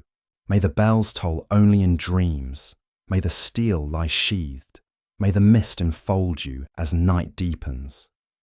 The story closes, but the rhythm remains, pulsing softly, like a distant echo of footsteps in a corridor long emptied. The guardianship continues, not in fact or legend alone, but in the hush that invites rest. Sleep now, under the silence of centuries.